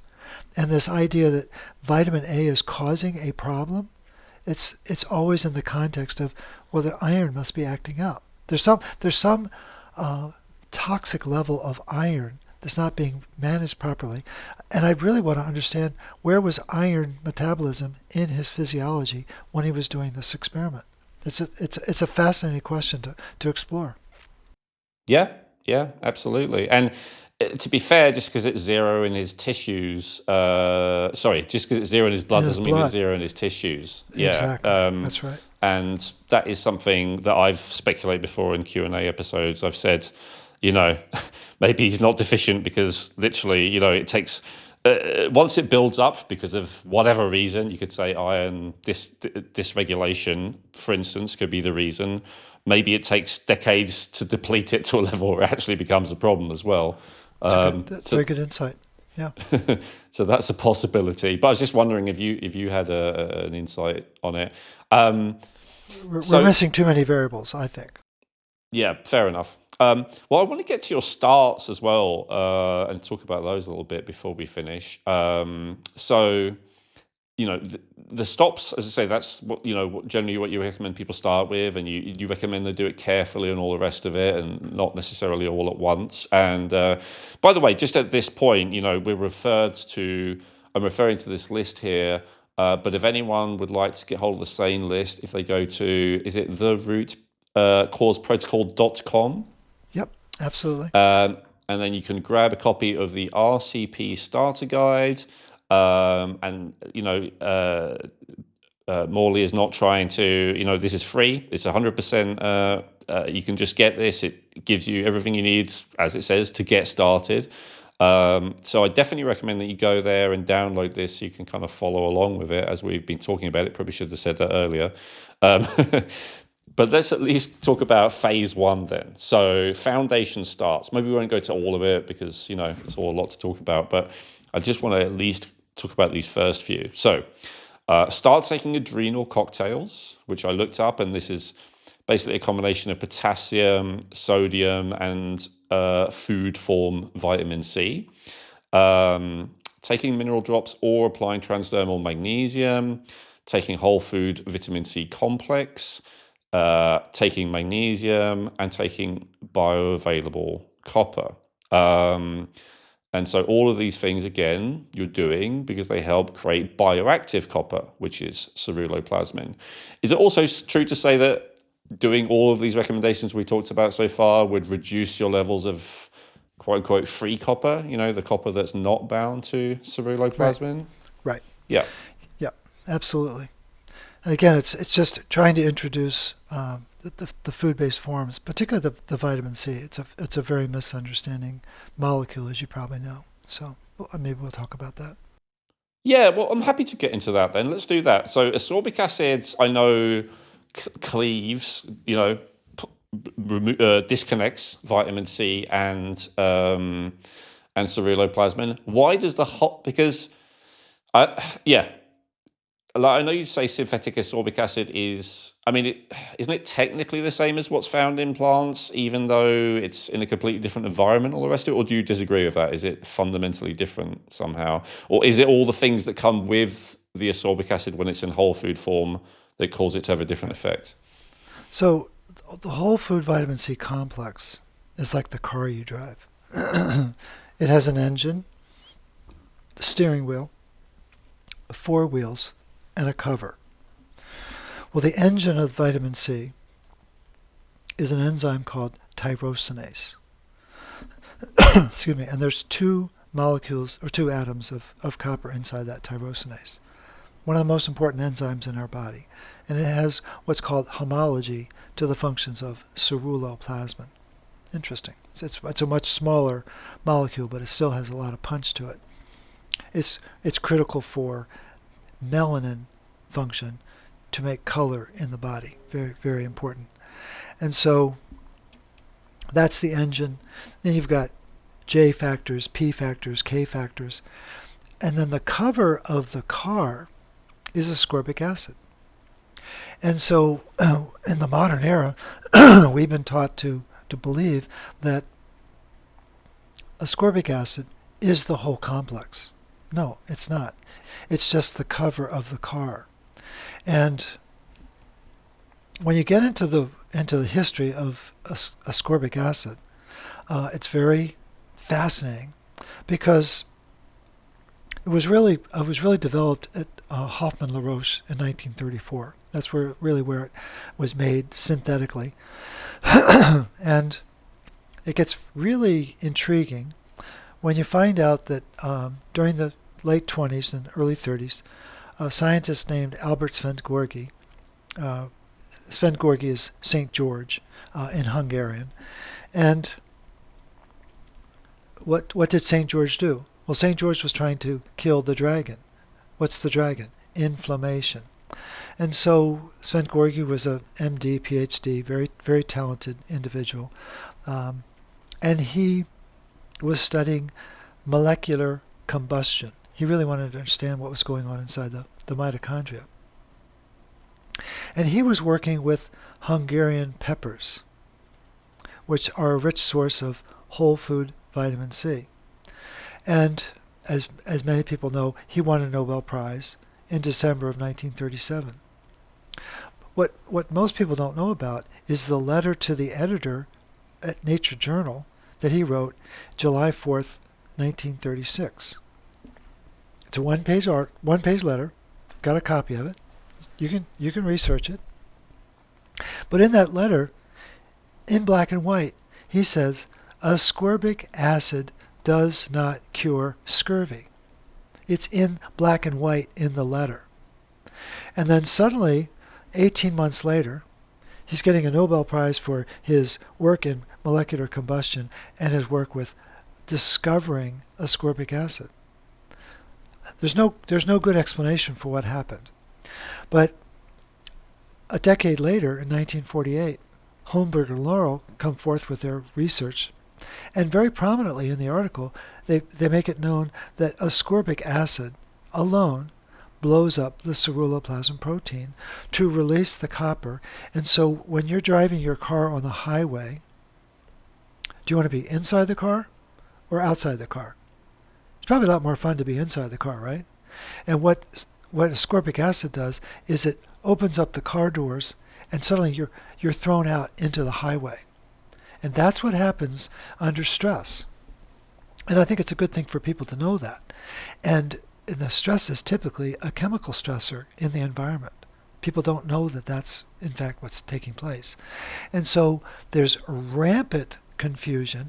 And so we're told to take copious amounts of ascorbic acid to increase our iron absorption.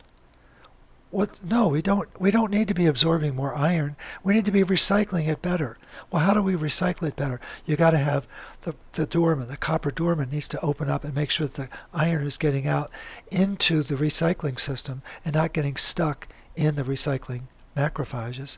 And so all of the thought process around ascorbic acid being this sine qua non, it's like, well, no, you don't understand copper metabolism.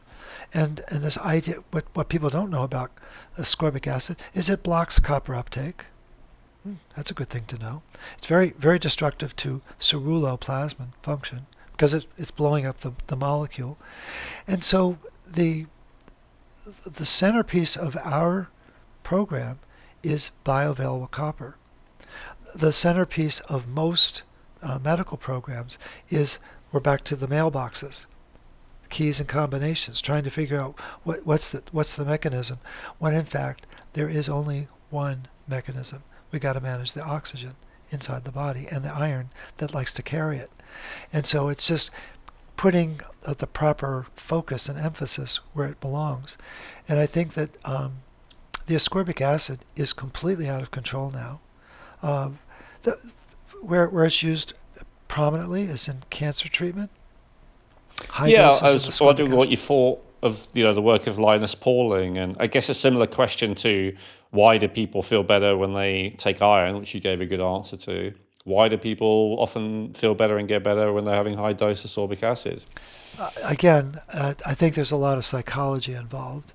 The placebo effect can take place, but I think that what ascorbic acid does, high doses of ascorbic acid, is producing copious amounts of hydrogen peroxide. Okay. What does hydrogen peroxide do? Hydrogen peroxide will kill things. It'll bleach that makes things, sense. but it's also going to kill things. And so the cornerstone of oncology is to kill the cancer cell. Well, when you really get into understanding the origin of the tumor, it's immature cells. Cells lose their maturity, their ability to differentiate,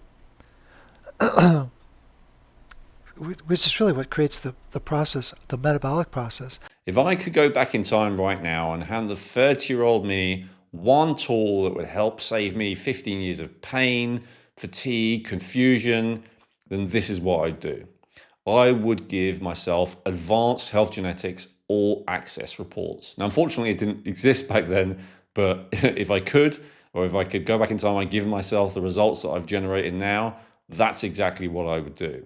It would have told me instantly that I have multiple genetic SNPs, making me prone to choline, calcium, and tyrosine deficiency, among other things, lead and aldehyde toxicity, and bad histamine metabolism, which explain my brain fog, the IBS, the chronic sinus infections, the fatigue, everything.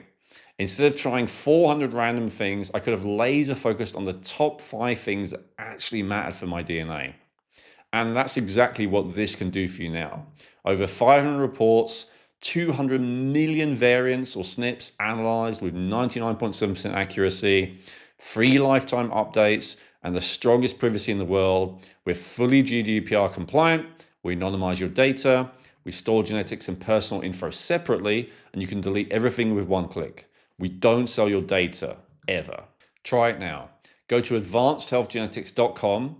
And if you have an old DNA file, because maybe you've used an ancestry service like Ancestry.com, 23andMe, anything like that, you can upload it and you have your first reports within hours. And if you don't, just select the DNA kit option. We'll send you a saliva test kit. It's really easy to do. Advanced Health Genetics is already by far the most affordable DNA reporting company of its kind. But if you use the code REJUVENATE at checkout, you get an additional 20% off your order. That's advancedhealthgenetics.com and use code REJUVENATE at checkout. Do it for the version of you that's tired of guessing. You deserve to know the truth about yourself. Well, the point I want to make is that ascorbic acid being used to kill tissue is not the goal in physiology. That's really not what we're trying to do. Yeah, okay, that makes sense. All right, so it's like a harsh abrasive. I mean, hydrogen peroxide, that's bleach, right? You're saying it might have temporary benefits because it's killing stuff. But okay, so that's a great answer. I know we're allowed 2 hours and we're already over it. Do you have time for a couple more questions before we finish? Absolutely. All right. Yeah. Thank you. And then maybe we'll do a part 2 if you have time, and I'm sure there'll be demand. I'd love to have that opportunity. Yeah. Awesome. All right. I don't want to keep you too much longer. A couple of things. All right. First of all, hopefully a quick question. So I see in your full Monty panel, because as I say, I'm really interested in testing, as I think some of our viewers. A lot of it's, unsurprising, ceruloplasmin, copper, iron. But one that jumped out at me is uric acid. Could you explain why that's one of the key things that you monitor? There's a famous physician at University of Colorado in Denver. His name is Richard Johnson, and I don't think anyone knows uric acid the way he does. But he makes the point that if you're not making energy, you're making uric acid. It's a very important metabolite to understand. And the process of making uric acid is the body is cleaving off phosphate wherever it can. It's going from ATP to ADP to AMP to it breaks down eventually. It's like 8 steps, and the last step is uric acid. And so when uric acid is rising in the body, it means the body is under incredible oxidative stress. It's not able to handle the oxygen. The iron is taking effect. And what is uric acid trying to do? It's trying to cleave and chelate the iron. It's a really fascinating molecule. And so It is an it's just, antioxidant, right? yeah, Uric exactly. acid. Yeah. In, Okay. in the blood, it's an antioxidant. In the tissue, it's a pro-oxidant. It's a fascinating molecule to study. And a great way to increase uric acid in the body is to eat foods with high fructose corn syrup. And so, like with ferritin, are you saying your ideal uric acid level in the blood is 0, or is it not quite as extreme as that? No. What Dick Johnson recommends is it should be about 4. When it starts to get into the 5, 6, 7, you're going to have heart disease. It's going to be building because of the iron accumulation that's taking place and the enzyme breakdown that's implied by the elevation of the uric acid. Okay, so you're looking to be. I use different measurements over here, but I'll look that one up. Okay, all right. That was a quick one.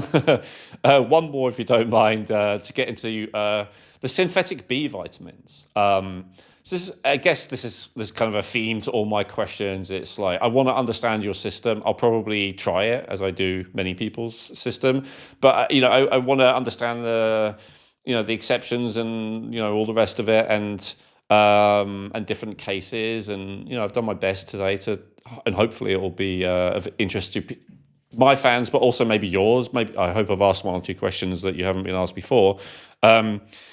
But yeah, in the case of synthetic B vitamins, so I didn't see I'm sure I missed it. I'm sure you have it somewhere, but I didn't see as detailed an explanation as to why they are to be avoided compared to like the other things like ascorbic acid. There are a lot of people.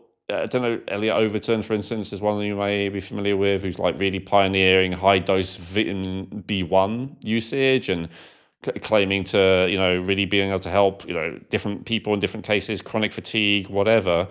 B12, I guess, is another example that's much more medical, where my understanding is once someone gets very B12 deficient, it's a real serious problem potentially. And I can guess what you're probably going to say is, okay, but why are they B12 deficient? But okay, fair enough. But once they're in a position where they already are B12 deficient or B1 deficient, I guess, first of all, do you believe there is such a thing? I guess you do, because you talk about the importance of B vitamins. And then second of all, is there ever a case for using the synthetic ones if a person does have, a severe deficiency on one side, like with B12? Or is there ever a case where, it can make sense, like in someone like Elliot Overton's work, to use high-dose synthetic ones to kickstart mitochondrial function? Right. So the B vitamins, we certainly would agree how important they are. And I think one of the richest sources of B vitamins is organs, especially the liver. Very, very, very rich concentration in that tissue. I've long had a belief that the natural B vitamins are copper dependent, and when you get into the research, you find out, there's definitely a relationship there. But their job is to help us manage iron. It's a very, very important role that they play. And I think we have this very simplistic understanding of the B vitamins. When you look them up and look at their structure and their design, they're absolutely amazing. They're incredible molecules. But in a conversation that I had with Leslie Clavet, it goes back probably 12 years now, when I was first talking with him, I said, Dr. Clavet, I have this theory about the B vitamins being copper dependent and regulating iron. And he said, Moore, that's an intriguing theory. He said, I can't speak for all of the B vitamins. He said, but what I can tell you for a fact is that B9, folate, is copper dependent. Well, that's a life-changing understanding, because very few people talk about folate in the context of copper. But then when you understand that if you want to increase your D, you go outside. If you want to increase the functionality of your A, go outside. Because copper has a magnetic attraction to sunlight, especially through the folate molecule.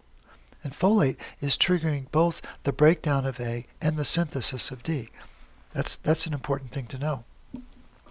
And so we can't account for all of the other B vitamins, but the source of Bs that are in supplements, they're synthetic.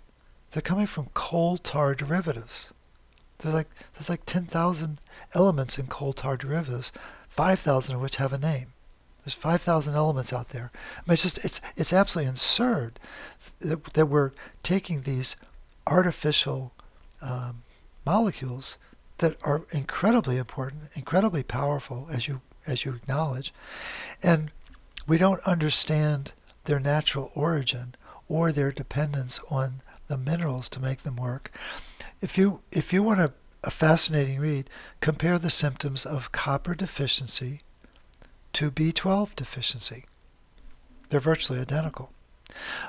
It's important for people to know that in 1937, or 34, so 3 years before Sven Gorky gets his Nobel, 3 physicians from the States are getting a Nobel Prize for curing anemia and pernicious anemia with the same product.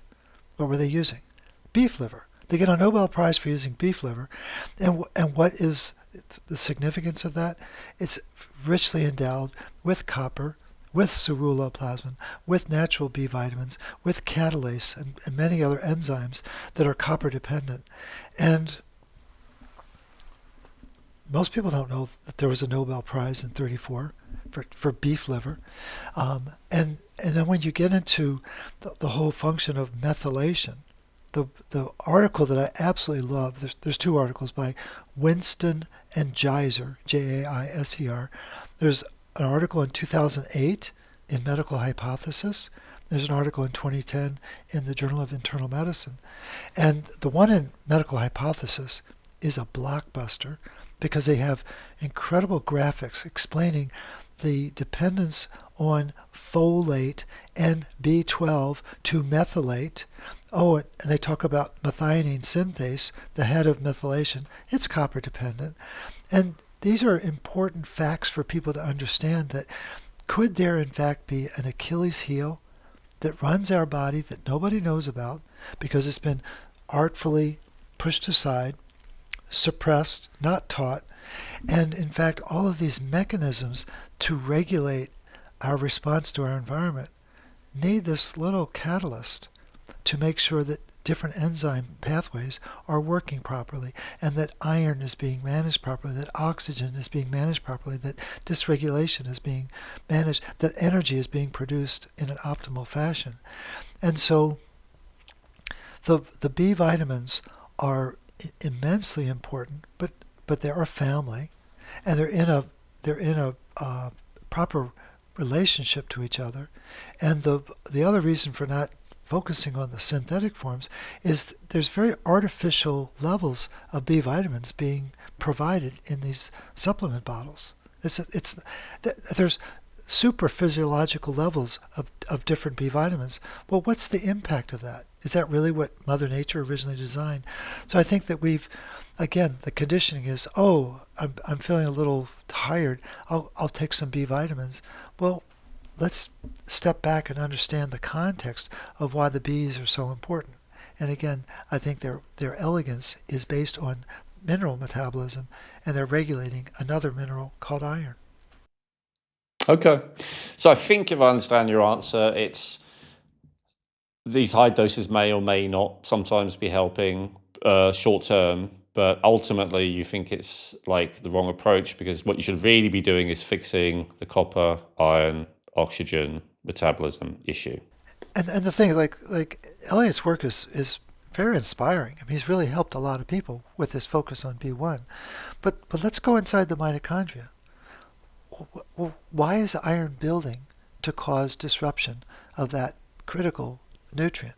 Why has the process of moving iron in and out of the mitochondria gotten dysfunctional? And why isn't the body able to naturally allow this B vitamin to work? In the face of oxidative stress, they're not going to work the same way. And again, we've got to create context constantly as we're working through these different nutrient recommendations from different authors in their process. And I think we just need to step back to say, what is the overall dynamic that's causing that disruption? And a lot of people love to play the gene card. Well, what's causing the genes to dysregulate? Oh, well, it turns out that a really important part of the nucleus is something called ferritin. And that ferritin inside the nucleus is heavy chain. So there's heavy chain ferritin and light chain ferritin. They come in different flavors. And the heavy chain requires copper. So if copper's not there to regulate the storage protein for iron, which is very important in nuclear function, as you know, but the whole process of that DNA replication requires iron to be in the right valence. Oh, well, that sounds like maybe copper's important inside there as well. And again, all of this elegance is lost in a world that thinks they're anemic, thinks that copper's toxic, thinks that there is disease, because they don't understand how the body is designed to regulate and neutralize oxidative stress. So it's just, again, there's a need for a broader understanding of how the physiology really works and how minerally dependent it is. Okay, fantastic.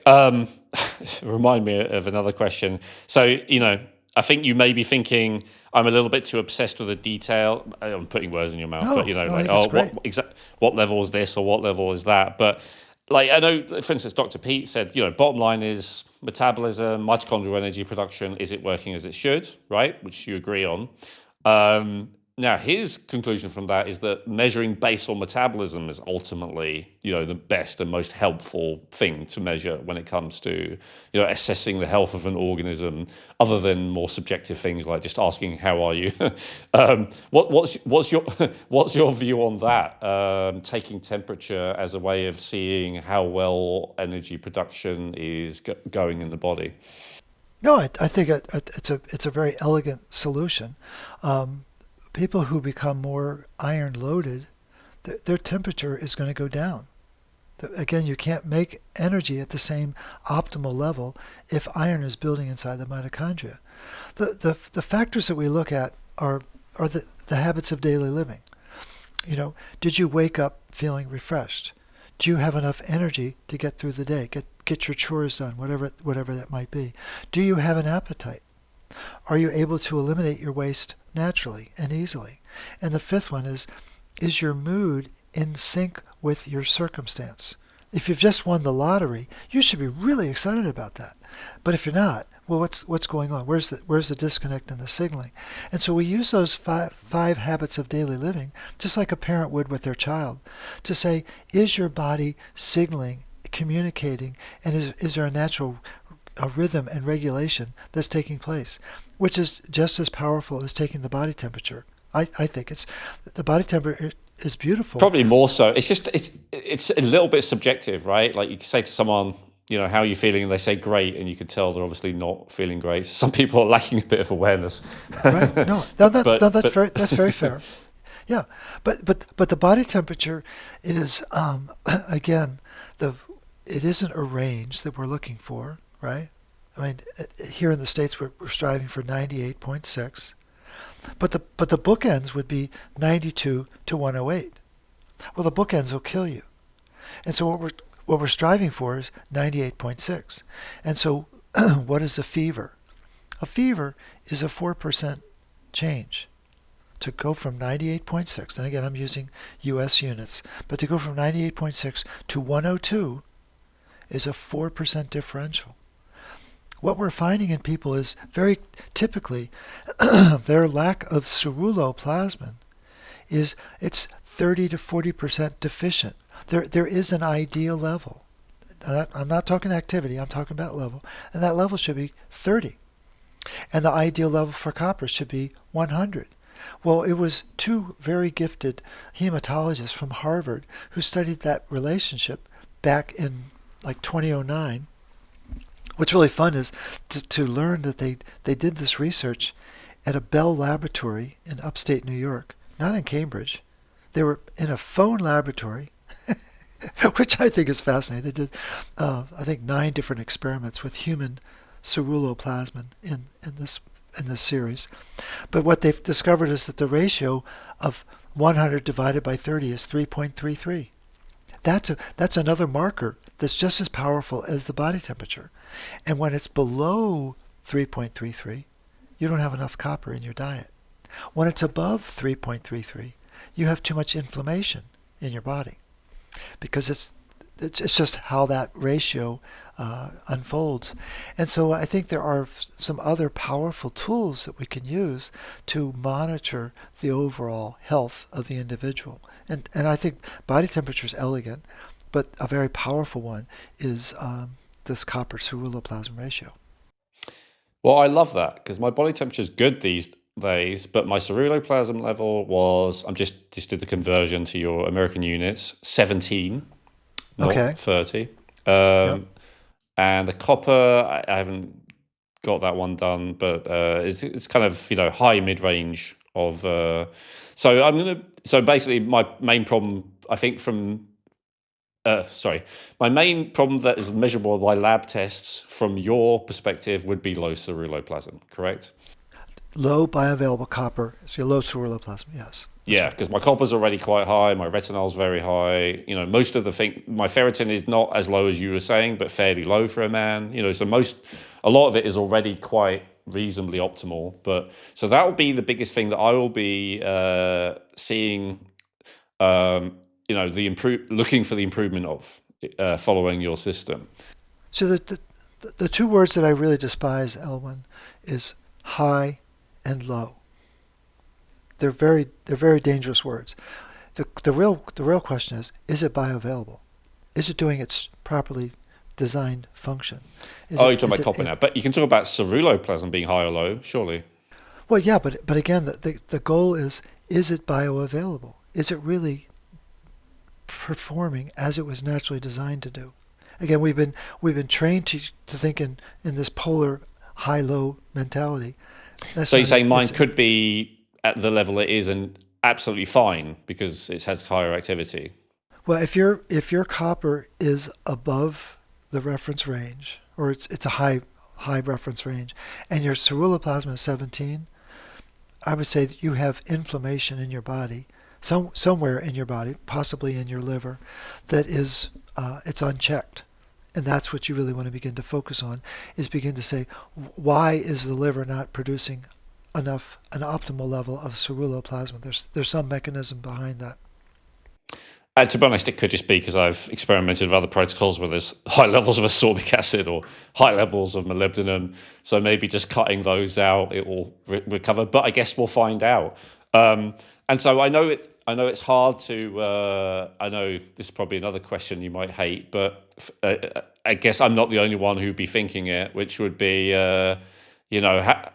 how long will it take if I follow your protocol for me to start seeing measurable results in blood tests and or measurable subjective improvements, whichever question is easier to answer. And I'm asked that all the time. I have a very sincere question. How long do you want it to take? And I'm not being 3 a weeks. smartass. Yeah. Okay. I'll give you a smart ass answer then. Yeah. Right. That's okay. No, I've had people get better in 72 hours. I've had people take 9 months. Again, one of the most important variables in this process of recovery and rebalancing is the internal belief system of can my body heal itself?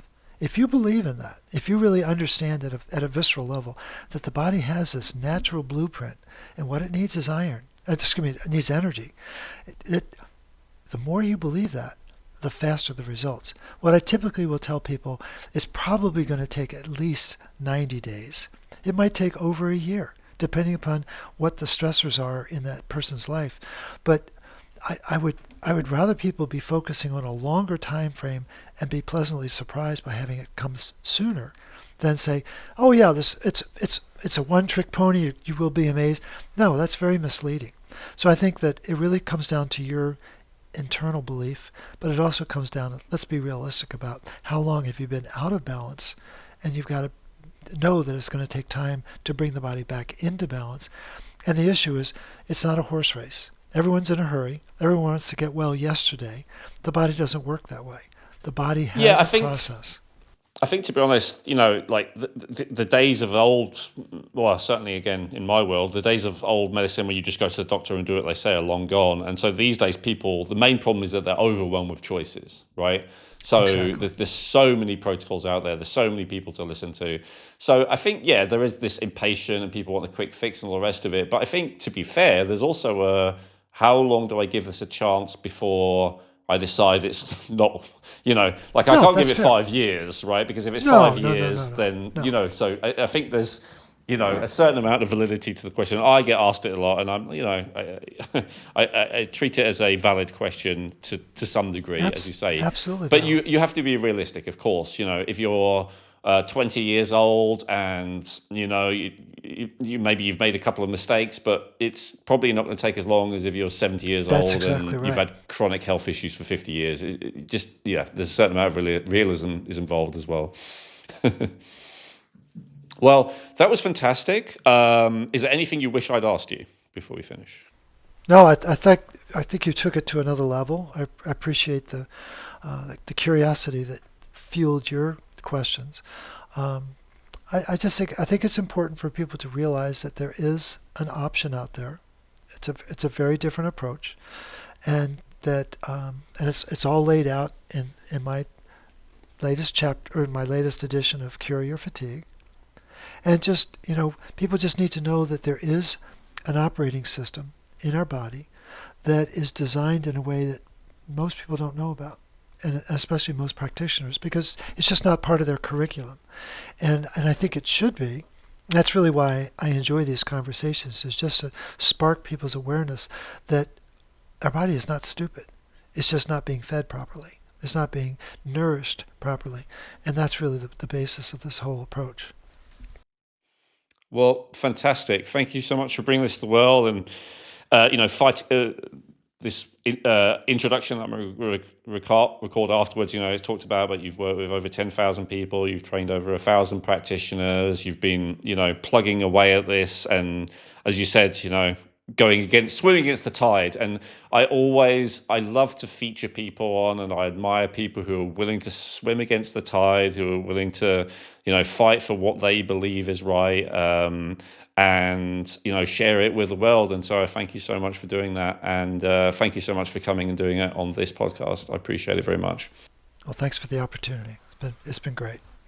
And so if people want to find you, they should go to therootcauseprotocol.com and also get your book, as you just said, Cure Your Fatigue by Morley Robbins, as a starting place, right?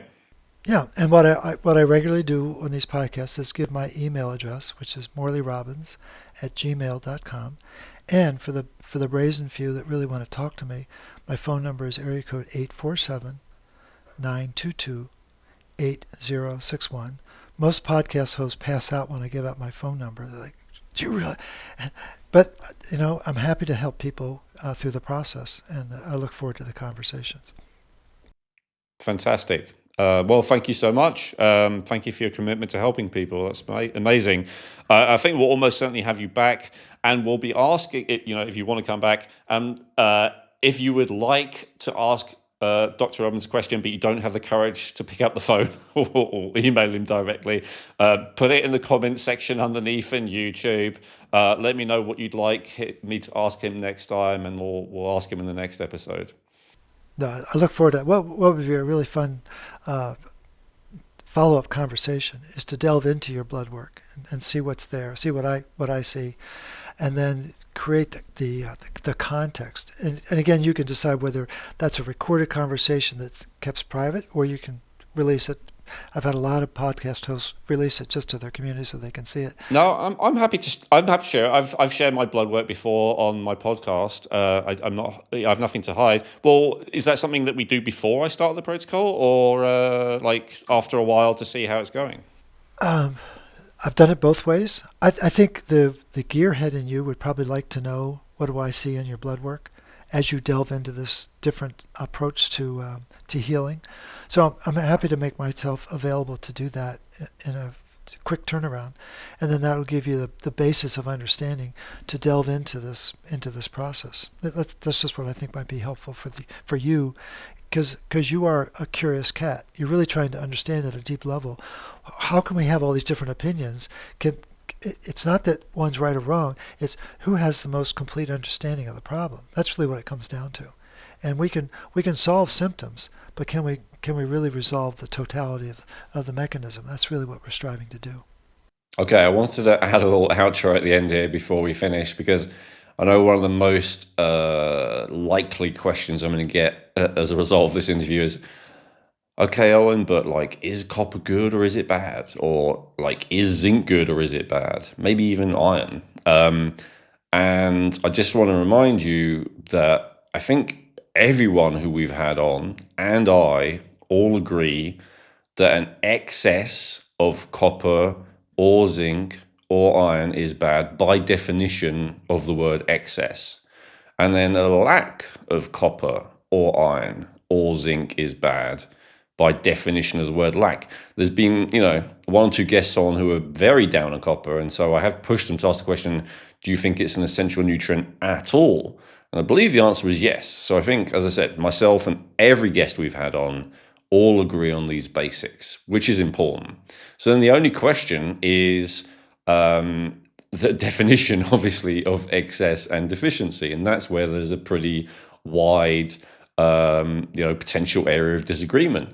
And I would say the answer is not probably simple. That would be my position, probably in the middle of some of our guests. Not that I'm trying to sit on the fence or not take a side, but I really just think it is case by case. In terms of copper specifically, I will bring up the point that I don't think anyone disagrees either that it is free or unbound copper that is problematic. That is, an ROS that creates free radical damage. And so to increase the level of bound copper reduces the level of unbound copper.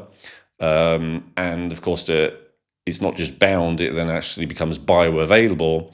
And so when I looked into Morley's work and saw that, the main focus of his work, according to his own, brief guide that you can get from his website, is to raise levels of ceruloplasmin, which helps to increase the level of bound or bioavailable copper and reduce the level of free or potentially harmful copper. So I think that, even though some of the guests who've been on this podcast are coming at this from from different angles, we probably ultimately all agree on a lot of the basics that I've just highlighted here. And so it's really just a question of how to get there. And that's where I'm happy to have different guests on, sharing different perspectives, different focuses. Obviously, Morley's focuses a lot more on, for instance, making copper bioavailable, whereas someone, like Jacob, who we've had on several times, his focus is more on, increasing the level of zinc in the body. So, it's a different focus, but fundamentally, getting the right level of those free nutrients in our body, I think we can all agree that's a really, the important thing. And in terms of how to get there, well, there are different strategies. So the reason I'm presenting a few of them to you is because obviously some people feel better doing one, some people feel better doing the other. And so, if taking high doses of zinc and molybdenum and all the rest of it have not worked for you, then this might be an alternative perspective. And for those of you who've tried having, large amounts of copper and avoiding those things and have felt worse as a result, well, you might want to try doing the opposite, right? Like, it really is case by case. So I hope that helps. I ultimately think that it's about finding the right level of each of those things. And I don't think it's as simple as a one-size-fits-all strategy. But I do really appreciate Morley's willingness to come on the show and share his perspective. And as I say, I'm open. And so we haven't done it yet through scheduling issues, but we will do the episode where we go through my blood results and he gives some recommendations, and I may well try it, and I'll let you know how it goes. So thank you again to Morley for coming on this episode, and I hope that we do the follow-up soon, and I'll be happy to share that with you too. Hey, thanks for watching the video. If you enjoyed that, I recommend watching our latest episode, which you can do by clicking above. And make sure to subscribe, like the video, comment, and share with anyone who you think might appreciate it. Thank you.